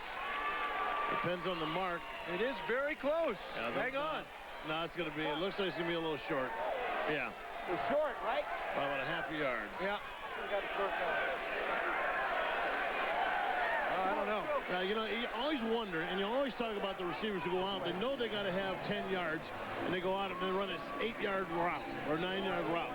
You need 17 yards. You can't run 17. You got to go 18 because you know you're going to have to come back for the ball a little bit. And that's exactly what happened there. He ran at 17, came back, caught it about 16, and they marked it. I hate to be Mr. Second Guesser here, but I kicked the field goal there for 40. Jeez. Get 3 more points. You know what? One-on-one, right? 4th and 17 is pretty tough. Scott Milanovic has come on second time this year. Does not take any snaps during the week. And LA is not going to give Memphis a chance to gain any kind of momentum or pick up a play or anything. Memphis should call timeout. They should call timeout. They've got 3. It's a big conspiracy theory with you, isn't it, Craig? No. Let's show the fans some appreciation, some love. We're not going to call timeout. I force it. Tell him. Go ahead, tell him. You wouldn't call timeout? 44. Come on, Mr. Golick. Would you call timeout here, yes or no? Veteran Smash Mouth football player Larry Zonka would call timeout. He also had North to Alaska join him immediately following the game. For those of you on the West, go behind the scenes of the ground pounding drag racers on popular hot rodding television coming up on TNN.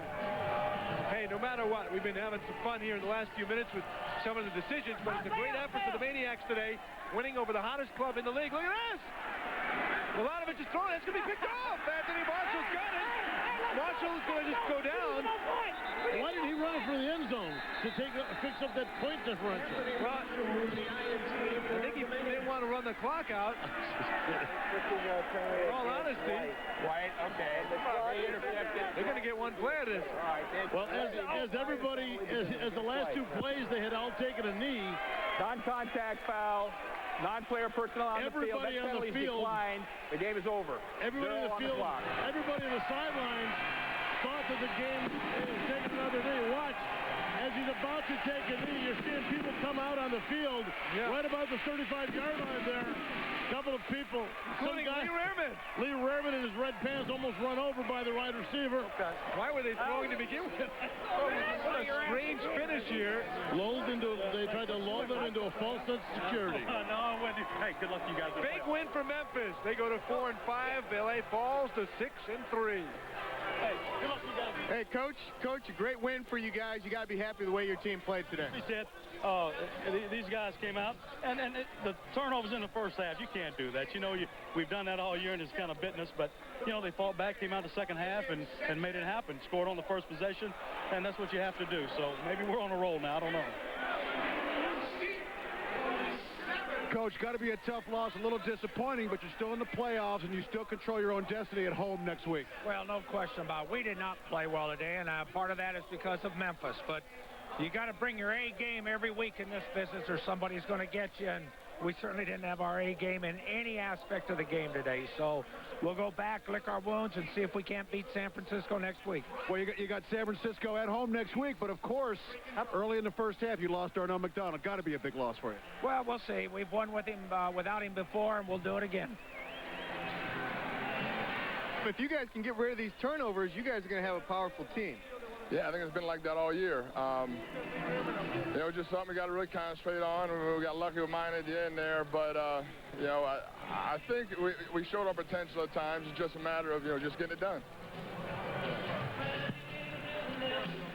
So Shin Yamada and company win a big one by 15. Memphis Maniacs is showing some signs of what they hoped to show all year, but nevertheless a big win, keeping their slim playoff hopes alive despite the point differential. No doubt about it. This was, and again, I think we see the continued maturation process of Jim Druckenmiller, a guy with so much potential coming out of college, taught by a couple of the best NFL quarterbacks, Steve Young and Dan Marino. Finally, some of it must have sunk in because he has learned how to become a professional quarterback. Once again, our final score, Memphis 27, LA 12. Football fans, more XFL action coming up right now. Over on UPN as the San Francisco Demons take on the Las Vegas Outlaws at Sam Boyd Stadium in the Sin City. For Bob Scola, Kip Lewis, and the red-penned Lee Rehrman, I'm Craig Benavini saying so long from Memphis. You've been watching the XFL on TNN, the National.